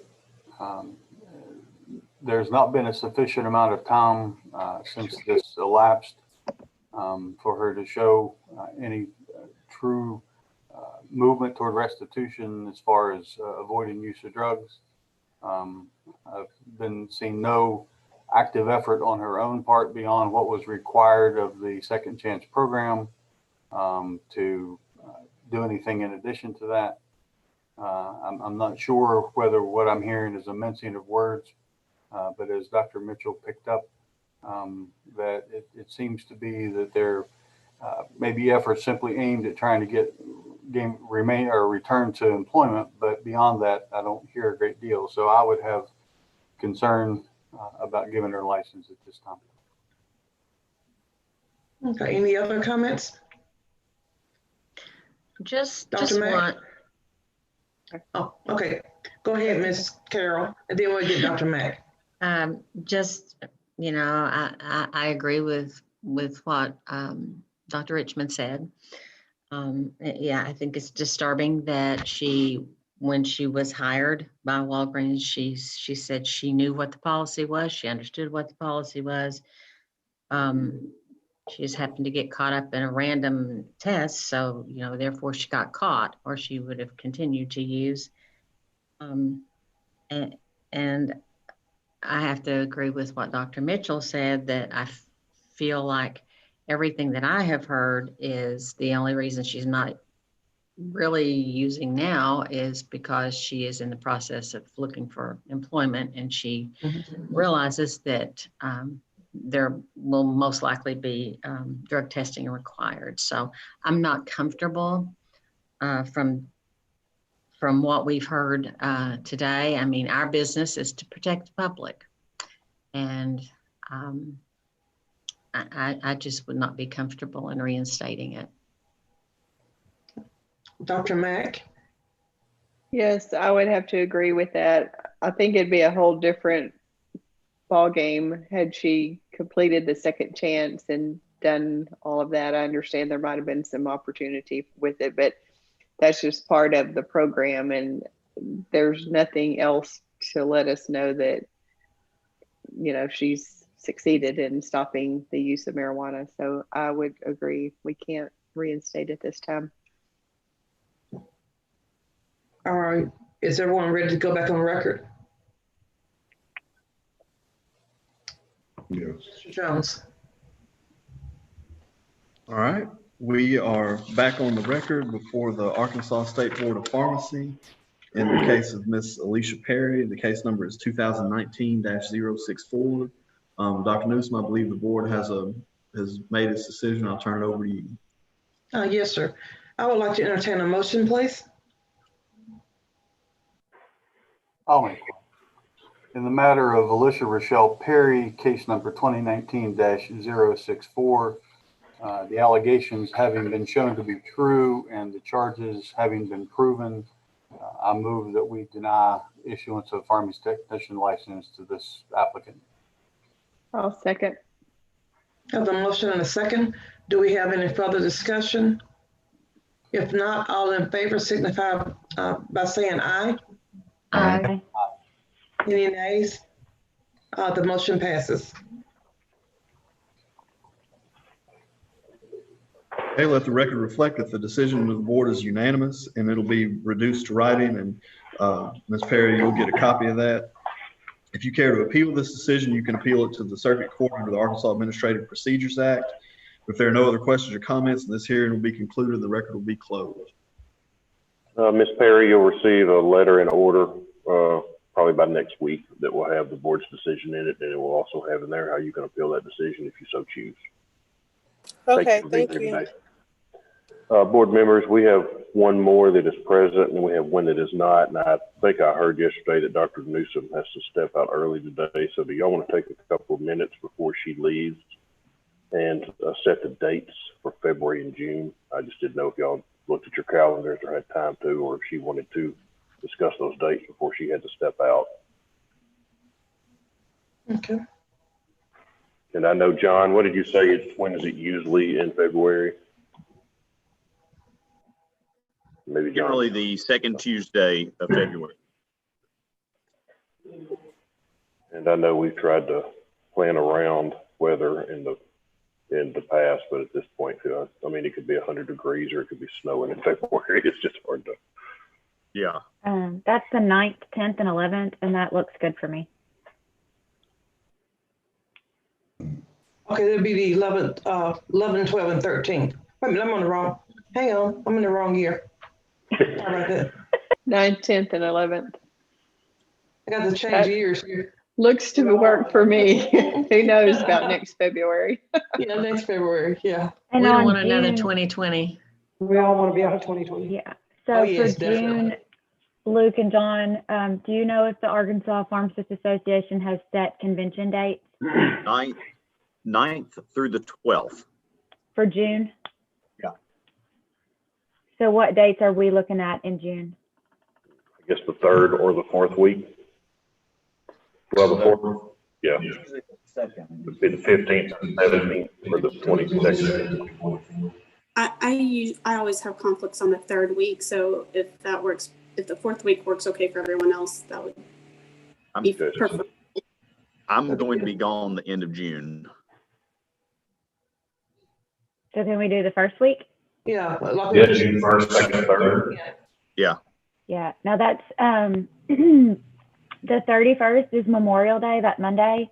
So if it would be better to do Wednesday, Thursday, Friday, so that everybody has a day after the holiday, I can make Yeah, that and we work would, too. yeah, and we always have to have a day before for reciprocity Yes. testing. So if we're back in the office at that point, we would have, anywhere from 60, 70 to 100 people in there testing. So we always have to have a day.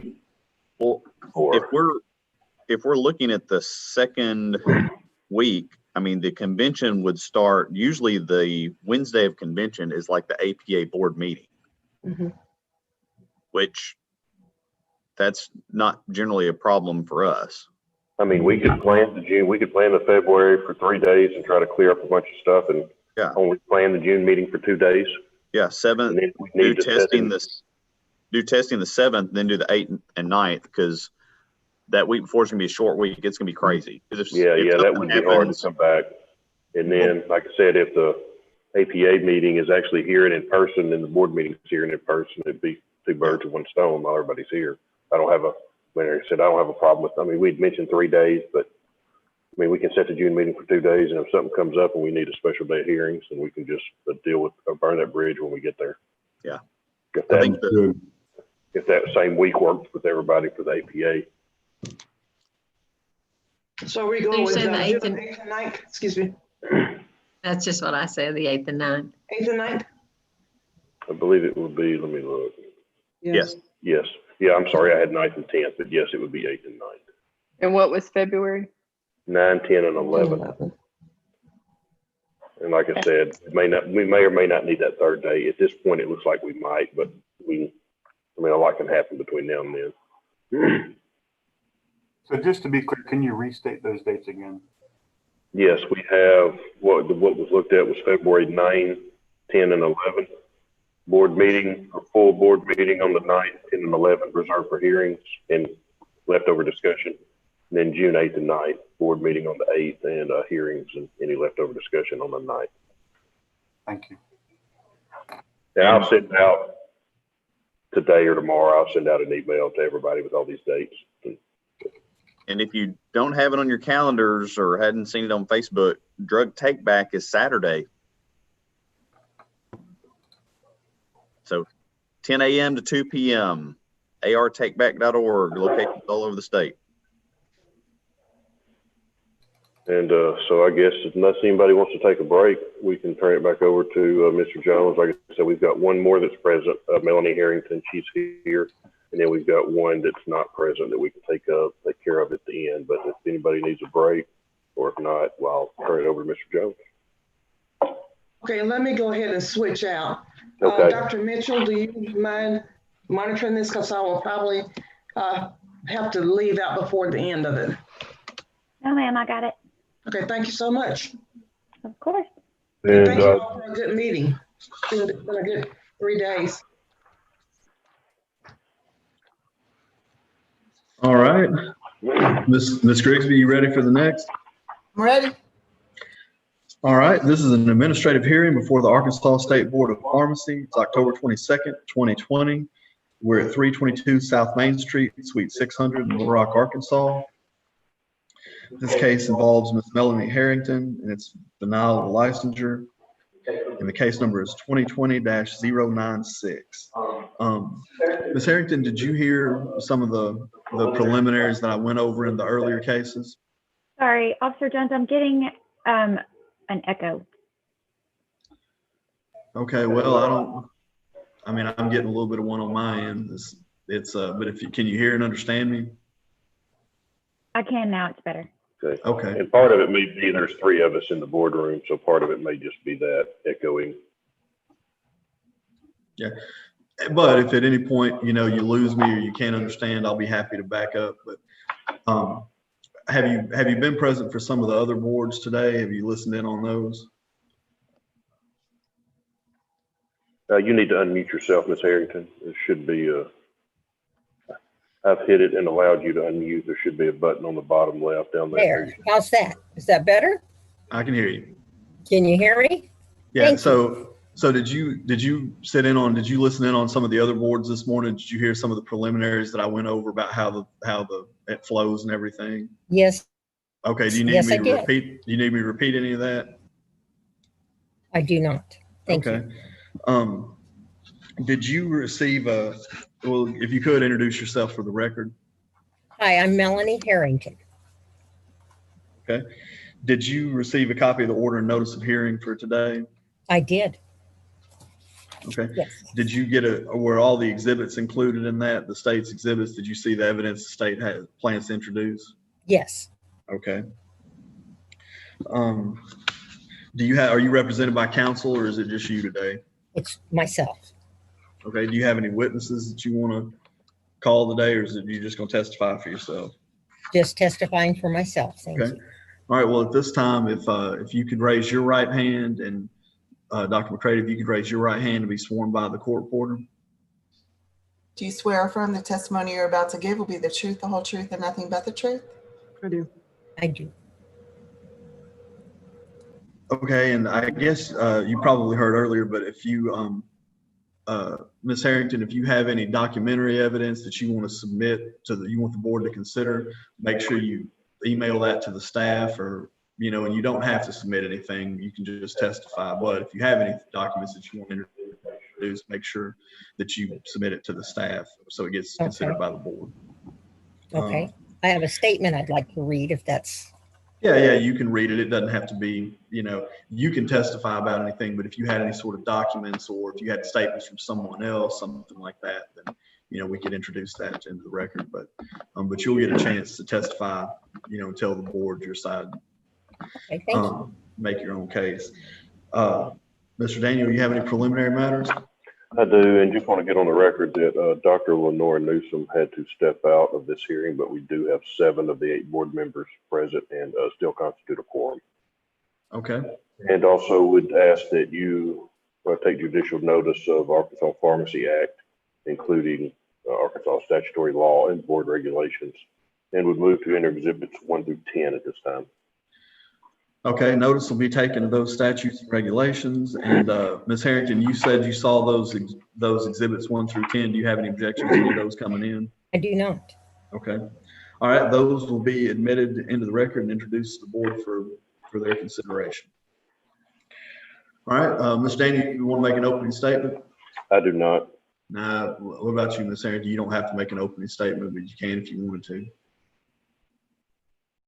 I'm sorry, I didn't hear you. I said, do you want to make any kind of opening statement? You don't have to, but if you want to, you can. Well, I had a statement I'd like to read, please. Well, so is this going to be sort of your testimony, or is Yes. this a? Yes. Okay, well, we'll save that for your testimony. An opening statement is usually just saying, hey, here's what I expect you to see today, board, but it's not evidence. Okay. So you will get a chance to read that statement in a minute. All right, thank you. All right, Mr. Daniel, you can call your first witness. Board calls Deputy Director Brenda McCready. Dr. McCready, we'll look at Exhibit 1. We'll go through these very briefly. She has actually submitted an application back in 2015. Is that correct? That's correct. And at that time, she came back. She showed that she had a criminal conviction for a marijuana conviction back in 2011. Correct? That's correct. And the informal committee in 2015 told her that they would grant her license after she provided proof to the board that she'd been offered employment as a pharmacy technician and that she had informed her employer of her criminal convictions. And they didn't receive that information within the year that her application was valid, that her application will be denied. Is that correct? That's correct. And the board never received any response after that hearing or any of the requested documentation, and her application was denied in 2016, correct? Correct. And she's applied again. She submitted a submitted a new application on April 22nd of this year, correct? That's correct. And again, she had that in 2011. She entered a guilty plea to driving while intoxicated and possession of a controlled substance. And that controlled substance was marijuana, correct? Yes. And to this application, the board had meetings this August for informals, and she was scheduled to appear on that and did not appear. So the informal committee denied her application at that time. Is that correct? That's correct. I have nothing further. All right, Ms. Harrington, you heard Dr. McCrady's testimony. Do you have any questions you want to ask her about any of the exhibits or any questions based on what Mr. Daniel asked? No, I do not. Okay. Board, do you have any questions for Dr. McCrady? No. Okay, seeing no questions from either Ms. Harrington or the board. Mr. Daniel, do you have any other witnesses? I do not, with the rest at this time. Okay. All right. Ms. Harrington, at this point, this is your chance to make your case and present whatever evidence. If you'd like to read your statement, if you'd like to address it, I mean, whatever you want. And then Mr. Daniel will get a chance to ask you questions and the board will get a chance to ask you questions. Sure. Thank you. Thank you for allowing me to apply for my reinstatement of my pharmacy technician license. In 2015, I first applied for my license to be reinstated, but a provision was added at the time by the board that I first require getting a written statement from a potential employer stating that I had disclosed a decade-old misdemeanor I found that was to be undue hardship and severe detriment to my employment possibilities. Instead, I decided after speaking with several people in the industry to wait until my misdemeanor was completely cleared off my record before reapplying for my reinstatement. Another reason I didn't reapply before now is I'm disabled and I don't get around like I once used to, and sometimes have difficulties in job seeking process. Getting around is more of a chore for people like me. And I feel the burden of having to convince a random potential employer with a current job opening to write a letter to the board before hiring me constitutes an undue hardship. By the time I found a job opening, convinced an employer to agree to hire me, then have the employer agree to write a letter to the board, then wait for my license to be renewed. The job opening has already been filled.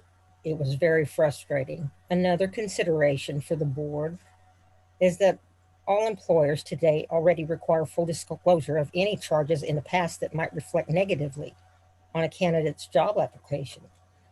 I am seeking reinstatement free of restrictions, except for those that are normally required by any potential employer in the process of a normal job interview. I feel the undue burden that I was saddled with in my last reinstatement requested unfairly singled me out and ought to be removed as a condition for my reinstatement. Over this last decade, by the way, I have had zero instance that would legally disqualify me from working as a pharmacy technician, and long ago qualified for reinstatement by fully complying with every requirement of both the court and this board. Today, a decade later, I'm applying for reinstatement without restrictions. Thank you.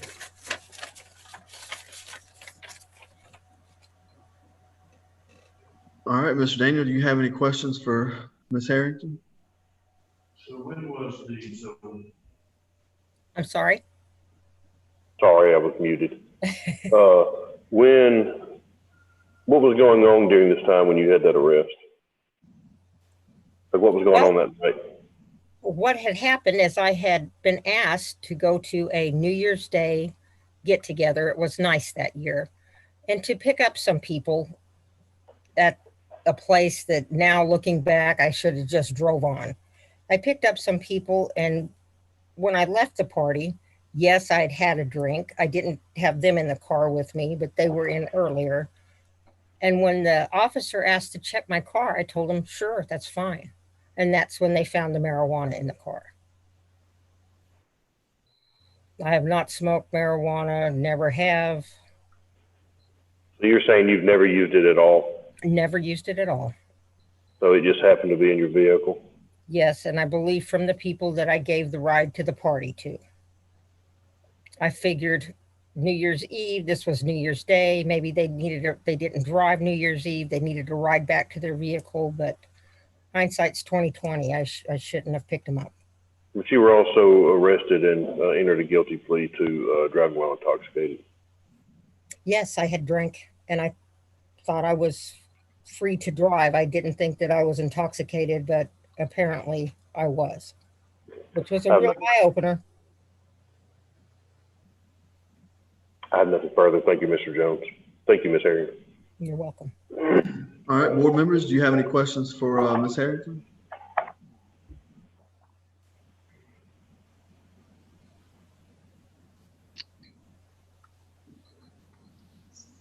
Okay. I'll all right. ask. So you're stating today that you did drink and drive, but that was not your marijuana. And you don't use marijuana. That's correct. I do not.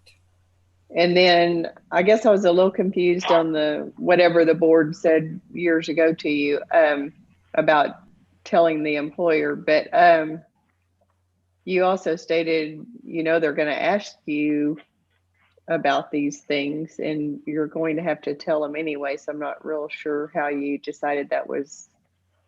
I don't know anything about that case, but I'm not sure why that seems a hardship if you're going to have to tell them anyway.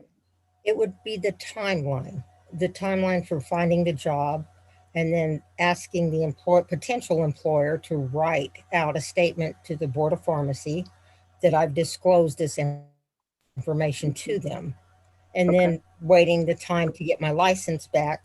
The job would be filled and I would be out the job. Okay, I understand what you meant now. And Dr. Mack, that's there's Exhibit 7, which is the letter that lays out. Yeah, I was trying to look for that. Yes, Exhibit 7.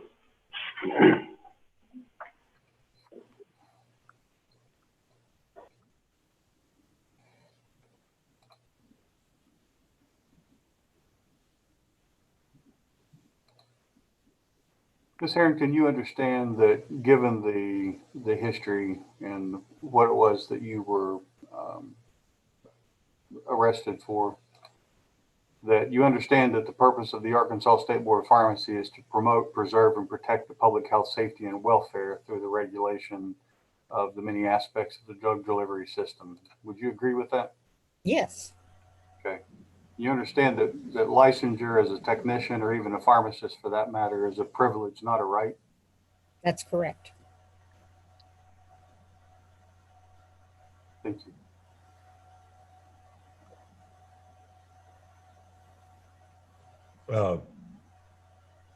Question. Madam President. We're on the record, so sure. Okay. Can I ask counsel a question, or is it just Miss Harrington at this point? We're on the record. You can ask questions of your counsel. Okay. So, just hypothetically, if she were to interview and be in a position to potentially receive a tech position at a pharmacy, is it unusual if that employer were to call or fax something to the board stating that she disclosed that information during the interview process? Has that ever been done, or would it have to be something in writing? No, I mean, it has been done, and I know the board has made a stipulation, I mean, previously that, I mean, and it even says in this letter, I mean, this was back in 2015, you can word it now however you want to, but it said provide proof that you have been employed and have informed your future employer of your results. I mean, it can be whatever you want to, I mean, what you want it to be, I mean, but it has happened in the past, and we have. Does that answer your question? Yes, sir. And just one last question. What we have asked of Mrs. Harrington, is it inconsistent in any way with what we've asked of other people in this situation? It's not inconsistent. I mean, this has been asked for before, but I mean, like I said, every case is kind of a case by case basis. I mean, there's been, I mean, this one's a little older than one from the previous, whatever. But yes, but no, it's not inconsistent. I mean, the board has made these similar requests before. Like I said, you also have the just, outright grant it, outright deny it, outright. But no, the board has, I can't tell you that it's happened a ton of times, but there has been situations and cases where the board has made a very similar request. Thank you.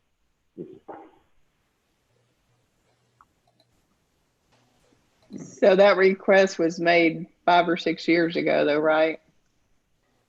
And now another lot of time has passed, so I guess. Yeah, that letter was from 2015, so yes, I mean, April of 15, so over 5 years ago.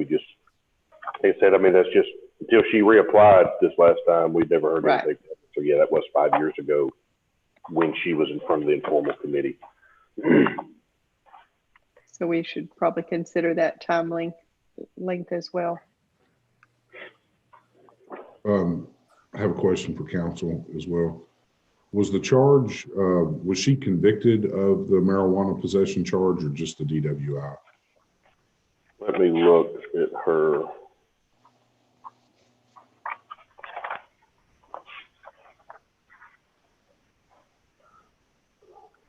I can answer that for you. She was convicted of it. Because it shows she was sentenced, she got a suspended imposition of sentence, which is pretty much, it's the same thing as probation, but you don't have to report. Just don't get any trouble in this year. So yes, she does have a conviction for that DWI. It was a guilty plea. And I'm looking at Exhibit 6, I'm sorry. And in case you want to look, and it says under a charge 2, possession of up to 35 grams. Of course, we don't know how much it was. This was 10 years ago, and it was out of state. So the odds of finding a police report are a lot harder. But it does show a guilty plea to both.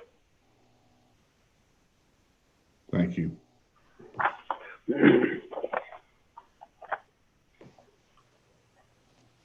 All right, board, any more questions? I do. Okay. Ms. Harrington, have you actually applied for any positions, tech positions? I'm sorry, go ahead. I've spoke with several people. Uh-huh. I applied? Actually, No, we agreed to, I explained my situation to them. Right. And I agreed to get this, it'd be better if I got it off my record before searching for employment, gainful employment. Okay, so you've actually talked to employers? Yes. Who Yes, had positions open? Yes. And that's the direction they have sent you versus making an application, them doing a background check, them offering you a job, and then contingent upon. Okay. What have you been doing for the last 5 years? I've been a housewife for the last 5 years. Okay. I realized I would have to start at the bottom again, being a pharmacy technician, but I'm willing to do that. Okay. That's all I have.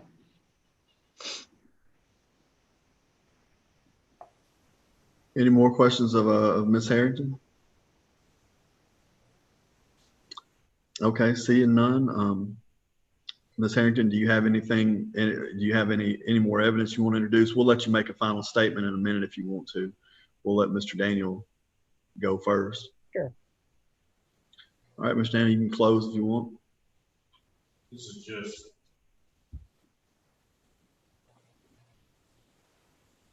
I don't know if the staff really has a recommendation on this. I mean, this was a 2011 arrest. I mean, whatever the board feels comfortable with. I mean, she was given that stipulation in 2015. I mean, granted, that was 5 years ago. I mean, there was a reason she got that stipulation at the time. Like I said, we have done this in the past, but I know some more time has lapsed, so just turn it over to whatever the board feels comfortable with. All right, Ms. Harrington, if you want to make a closing statement to the board, you can. You don't have to, but if you want to, you can. That's all I have to say. Thank you. Okay, board. Well, the case is all the evidence has been taken, and we'll close the record as far as evidence is concerned. Y'all can deliberate, and then when you're ready, let me know, and we'll come back on and make a record of it. Okay, we're off the record. Dr. Mack? I would say I don't ever like for people to come back when they haven't done what they were asked the previous time, but because it's been 5 years, I think it sounds like enough time has passed that if she waited until this thing completely went away, she'll still have to tell the employer, I'm sure. So I feel pretty comfortable with her not. I don't like that she didn't do it, but I mean, I feel pretty comfortable that enough time has passed. Dr. Krause? I think, you know, for me, the deliberation is not over, you know, what happened. I think the previous board probably deliberated over that. I think for me, my deliberation is over whether or not she's done what the previous board had asked her to do. And I don't think that it's abnormal or unusual or exceedingly difficult what the board asked her to do. If she were to find employment as a pharmacy tech, I see no real problem with whoever the pharmacist there is picking up the phone and just calling the board before he hires her and says, hey, I'm going to hire this lady. I think she's going to be a good job. And she did tell me about her previous history. If I were an employer, I would want to know. I am an employer and I would want to know. Right. Absolutely. So I'm not sitting here saying that it has anything to do with the competency level of her ability or anything to do with her job. I bet it's great. But one of the things that is before her right now is once she finds a good place to be a pharmacy tech and her employer understanding what's gone on in the distant past, they just pick up the phone and call the board and say, hey, she told me about it. And that way we have some idea that there's some monitoring or some watchfulness. Thank you. I'm interested to hear from Ms. Rader with your experience in HR. Yeah, almost 30 years. I know just from an employer standpoint, usually when somebody is looking to hire someone, they need them. And I'm not saying that they wouldn't always be willing to jump through hoops, but it might just be easier to say, hey, you know, I don't have time to mess with this. I've got other applicants over there. Or I'm in a hurry, I need somebody, and this is just too many hoops to jump through. I don't know.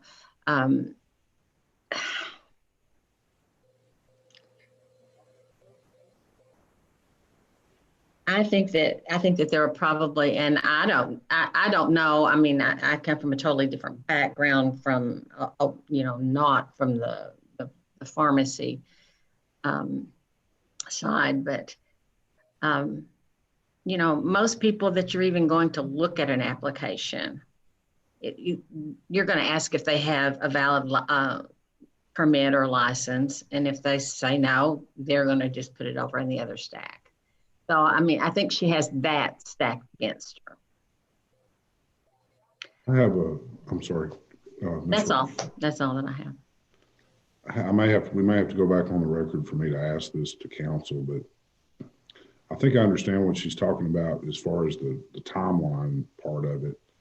And this may be a stupid question, but could she be granted a provisional and then be, that would allow her to obtain employment and then provide documentation to the board that she's disclosed her past record to that employer before she was granted a permanent?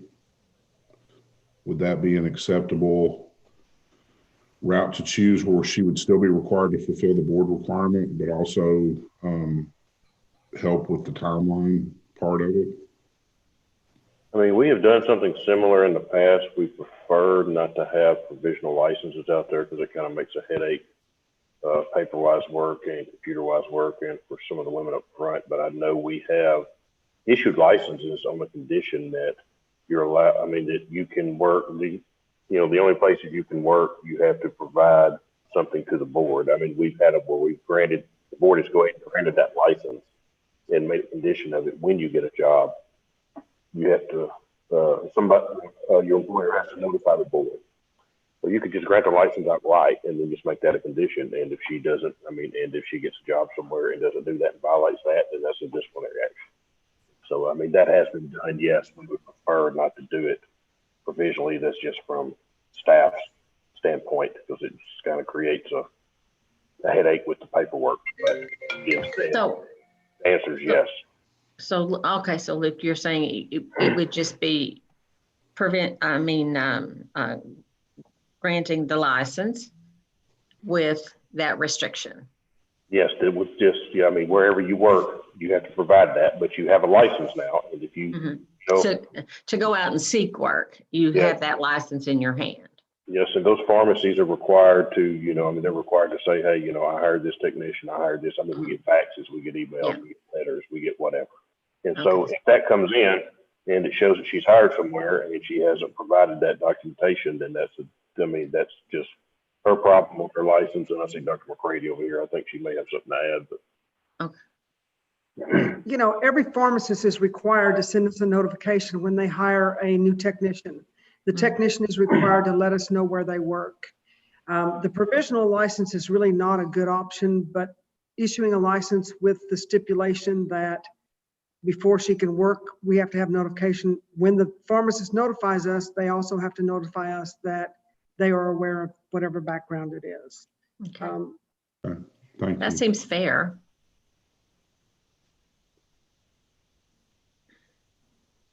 I don't get a vote on this one, but I think where I'm at is kind of where Dr. Mack was, that I don't like that she didn't do what the board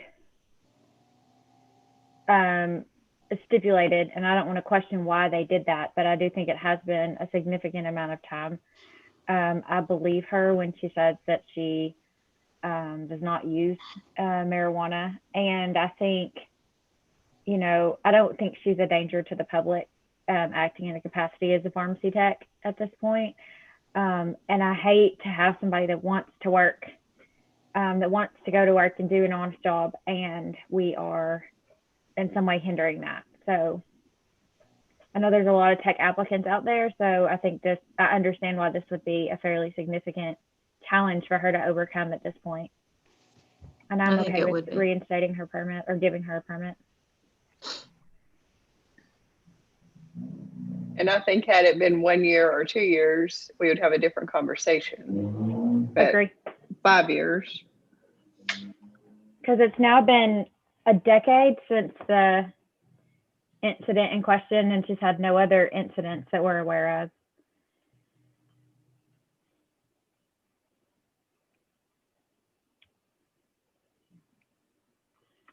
All right, is the board, do y'all want to deliberate more, or do you want to go back on the record and make a motion? Y'all nod if you're ready to make a motion. Okay, let's go back on the record.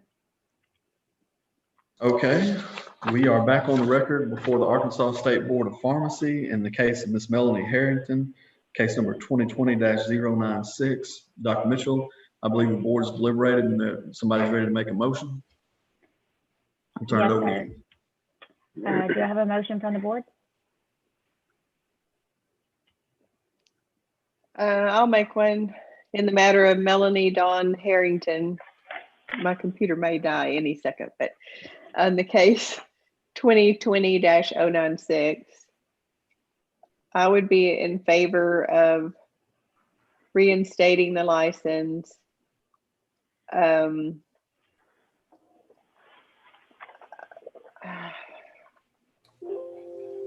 would like to make it a condition of the license that we're at least alerted, the new pharmacy manager was at least alerted to it. So they have to, at least when they say that she works for them, that they're aware of her 10-year history past.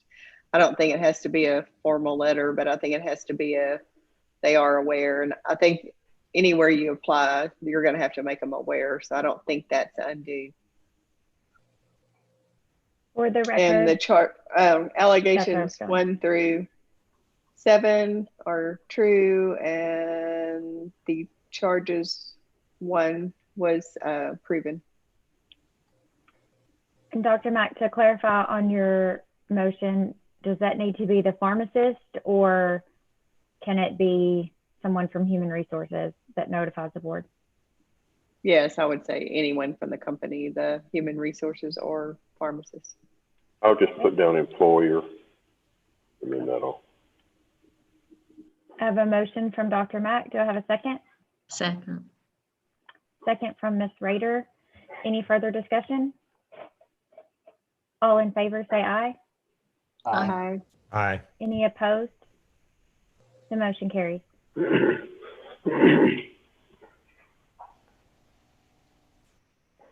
Okay, let the record reflect the decision of the board is unanimous. It'll be reduced to writing, and Ms. Harrington, you'll get a copy of it. If there are no other questions or comments, then this hearing will be concluded and the record will be closed. Okay, thank you very much. Ms. Harrington, I'll get a letter and order out to you in the mail, and it'll get to you sometime next week. That P.O. Box in Jasper is still a good address. That's going. I'll get it out to you, and your pharmacy technician license will be with that. So you will have that license to go ahead and apply, but just be sure that after you get that job, you have them send something to us. Okay, I can do That's that. on you, okay? But you'll get it next week. Okay, thank you very much. You guys be safe. Have a good day. We've got one more, and they are not here, so we can go through this one fairly quickly. All right. Ms. Griggs, are you ready for this last one? I am. All right, this is an administrative hearing before the Arkansas State Board of Pharmacy. It's October 22nd, 2020. We are at 322 South Main Street, Suite 600, Little Rock, Arkansas. This case concerns Ms. Laura Ruth Thomas. It's a denial of licensure. Case number is 2020-097. The hall has been sounded, and it does not appear that Ms. Thomas is here. I don't see Ms. Thomas on the Zoom call or in the waiting room for the Zoom call, so it appears that she is not here today. With that said, Mr. Daniel, you can introduce whatever evidence you'd like. Would ask that you take judicial notice of Arkansas Pharmacy Act, including Arkansas statutory law and board regulations. Would also move to enter exhibits 1 through 14 in at this time. And just for the record, Ms. Thomas made contact with the office this morning, spoke to, I believe it was Ms. Sweet, whoever she spoke to up front, and stated that she would not be in attendance today. So. Okay, well, that will be noted. Notice will be taken of the statutes and regulations, and the exhibits that you mentioned will be introduced for the board's consideration. You call you first. At this time, I would call Deputy Director Brenda McCready and ask that she be sworn. Do you swear affirm the testimony you're about to give will be the truth, the whole truth, and nothing but the truth? I do. Dr. McCready, we'll look at State's Exhibit 1, which is the order notice of hearing. for today's date, and it does have today's date, October 22nd at 10 a.m. for the time of her hearing, correct? That's correct. And it does state that the hearing will be conducted via video, correct? That's correct. And we'll look at exhibit 2 real quick, just the proof of service. This shows that this was mailed to her address on file with the board, and it was mailed standard and certified, correct? That's correct. And she did call office today and was aware of her hearing today. That's correct? That is correct. Okay. Flipping over to State's Exhibit 4, which is her application. She submitted this application this year in March of this year, correct? Correct. And I'm looking at page 2, where it says, have you ever been cited, arrested, charged, etc., with any criminal offense? And she marked no, correct? She did mark no. Okay. And I'm looking back, I'm sorry, I flip back to State's Exhibit 1. I'm looking at the first page of the order notice of hearing there.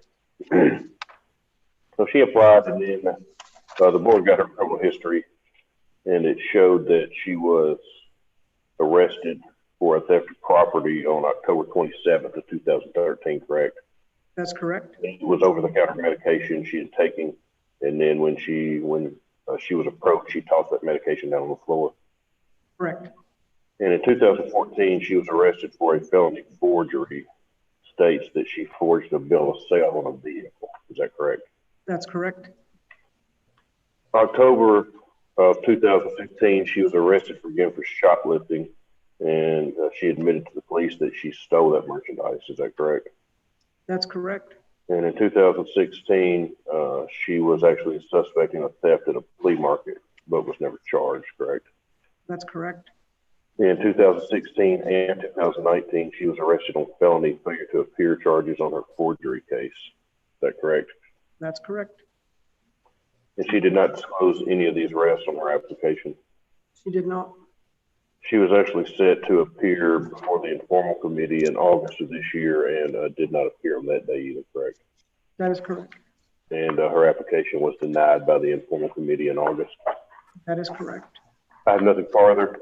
Just asked that her application be denied. She's not here. She has numerous arrests. Numerous arrests for dishonesty. One of those arrests, she admitted to selling that merchandise. We would just ask that her application be denied. All right, board, do you have any questions of Dr. McCready about the evidence or any of the testimony that she gave? No. Okay.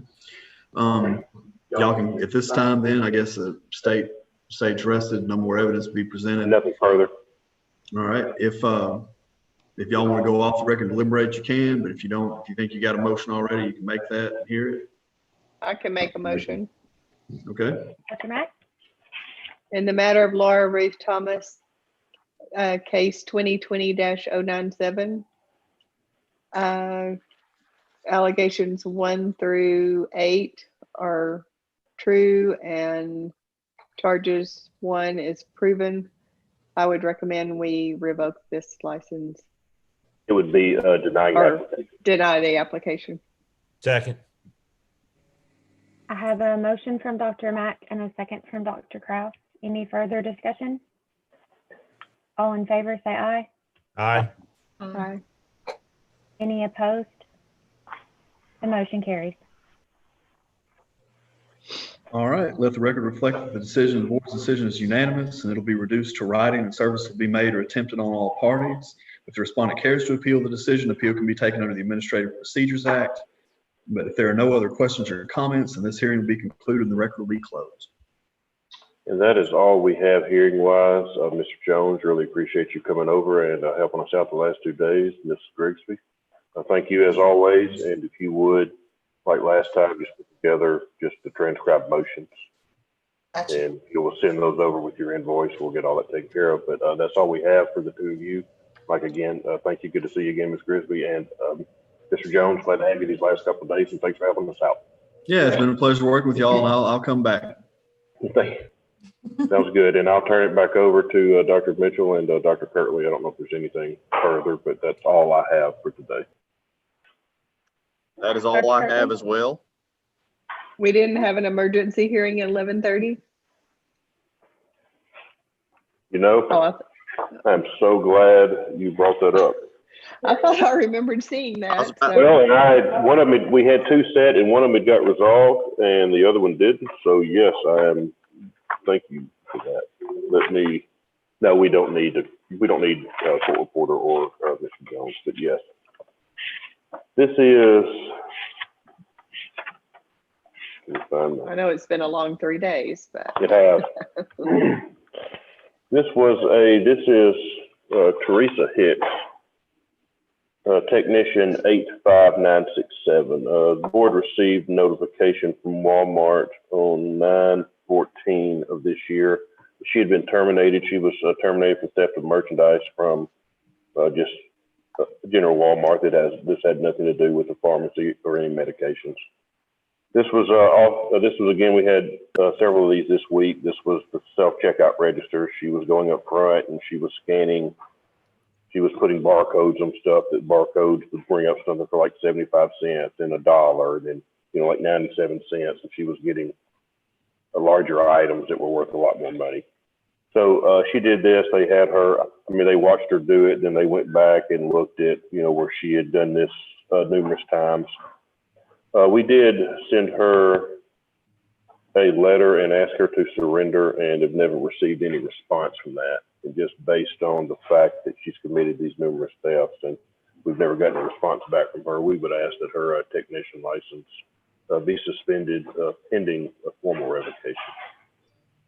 And again, that is Teresa Hicks, PT 85967. Dr. Kraft, you're muted. Yes, ma'am.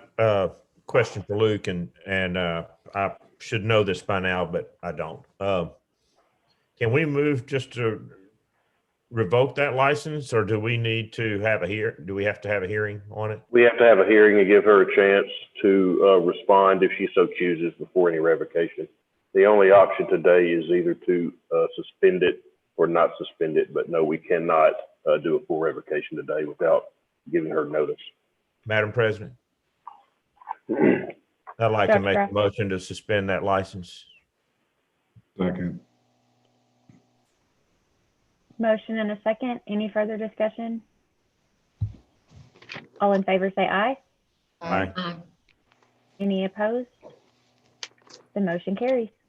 Thank you. And I just looked her up real quick. I do not show she's worked, or we have not been notified she's working anywhere else since that Walmart pharmacy. So thank you, Dr. Mack, for catching that. I almost looked over it for the first thing. Now I do not have anything else. So if John or Dr. Mitchell, if y'all have anything, then we'll go from there. Just a reminder, Saturday, October 24th, 10/2 is Drug Take Back Day. If anybody is looking for locations, you can go to artakeback.org. You can look at collection sites and very quickly see that they are all over the state. And you've got your event sites that are just that day or in blue. There's actually a lot more of them. They're just covered up because a lot of them are next to the permanent sites in red. Also, I expect to do a Zoom interview tomorrow morning with Fox 16 here in Little Rock on their morning show about Drug Take Back. Drug directors doing a bunch of press events as well.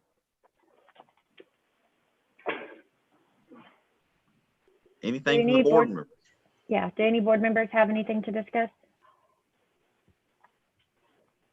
And those of you that are participating, remember we have, and let me go back to December. We have informal set on December 9th and 10th. And I know most of you have said you're available those days. So like I said, whoever wants to come can. We need at least 4. But if we have more than that, that's always glad to have whoever wants to sit. But I'll send out, when it gets a little closer, I'll send out just a reminder on that. Like I said, it is a 9th and 10th. We will have 2 full days. So we've got some inspection issues and just some other issues that need to be addressed, some PT or technician applications. So it will be 2 full days. But like I said, I'll send out something when we get a little closer, but just want to remind you of those dates. But and that's over Zoom? It is over Zoom. Yes, I'm sorry. Yes, I know at the last meeting, y'all said y'all wanted to do everything Zoom until the end of the year. And then towards the end of the year, we can see what's going on health-wise. And then make a decision. Like I said, I don't know that we've had any major issues with the Zoom these last few meetings, and they've all seemed to go fairly smoothly. So, like I said, we can make a decision once it gets towards the end of the year and see what and I know they just, and John can correct me if I'm wrong, they just extended the emergency order, went through, I think, the end of this month, and they extended it for 2 more months. So that should cover almost the end of the year. I think it was like 13th. October 13th or 14th for another 60 days. Yeah, so that goes through almost the end of the year, and I can't see them not extending it at that time. So as long as that emergency order is in place, we are good on these formal hearings via Zoom and all of that. So like I said, I would be surprised if it didn't get extended, but we can deal with that if we have to at that time. Yeah. And Think Drug of Summit, all the weight we're losing because John and Nancy aren't feeding us all that. Speak for yourself. I've had several snacks. I'm right by the kitchen. yeah. December 8th is Drug Summit virtual as well. So get your seat. So how are we doing on catching up with the backlog of things? Are we catching up or are we still backlogged? We've got a little bit of a backlog, but we've cleared out a lot of stuff in the last 2 months. I mean, that last informal, we cleared out a bunch of stuff. We had several of those facility appeals that would have taken full hearings. Those got resolved. We got all these technicians resolved today. And we actually had, this afternoon, we had a pharmacist and a facility set that those got resolved. So, and then we've got those informals. We're going to get, we've got quite a few inspections in December that we'll get in front of the informal committee. So we've actually made a lot of ground in the last 2 months. We didn't have, we had to cancel June and then we haven't had much until last month. So we've actually gotten a lot resolved in the last 2 months. So we are making a lot of headway. My desk is getting thinner and thinner, which is good. So we have a couple things that we've been working on as staff. We had a student last month, Elizabeth Reichard, who was working on a med-error evaluation scale that we are making further tweaks to it. Dr. Fain's been working on that, as well as myself, and having staff review that we'll send out, because we do have, we've had a lot of times where the board has asked how we handle med errors and trying to come up with some objective scale. And it's a tool we'll be sharing with other states and NABP as well. But we've got some med errors on inspection processes that we have discovered and we'll be calling in. There's nothing else. I'll entertain a motion to adjourn. Motion to adjourn. Any opposed? We are adjourned. Thanks, guys. Thanks, everybody. See you all in December. Many thanks to all the staff. Yes, absolutely.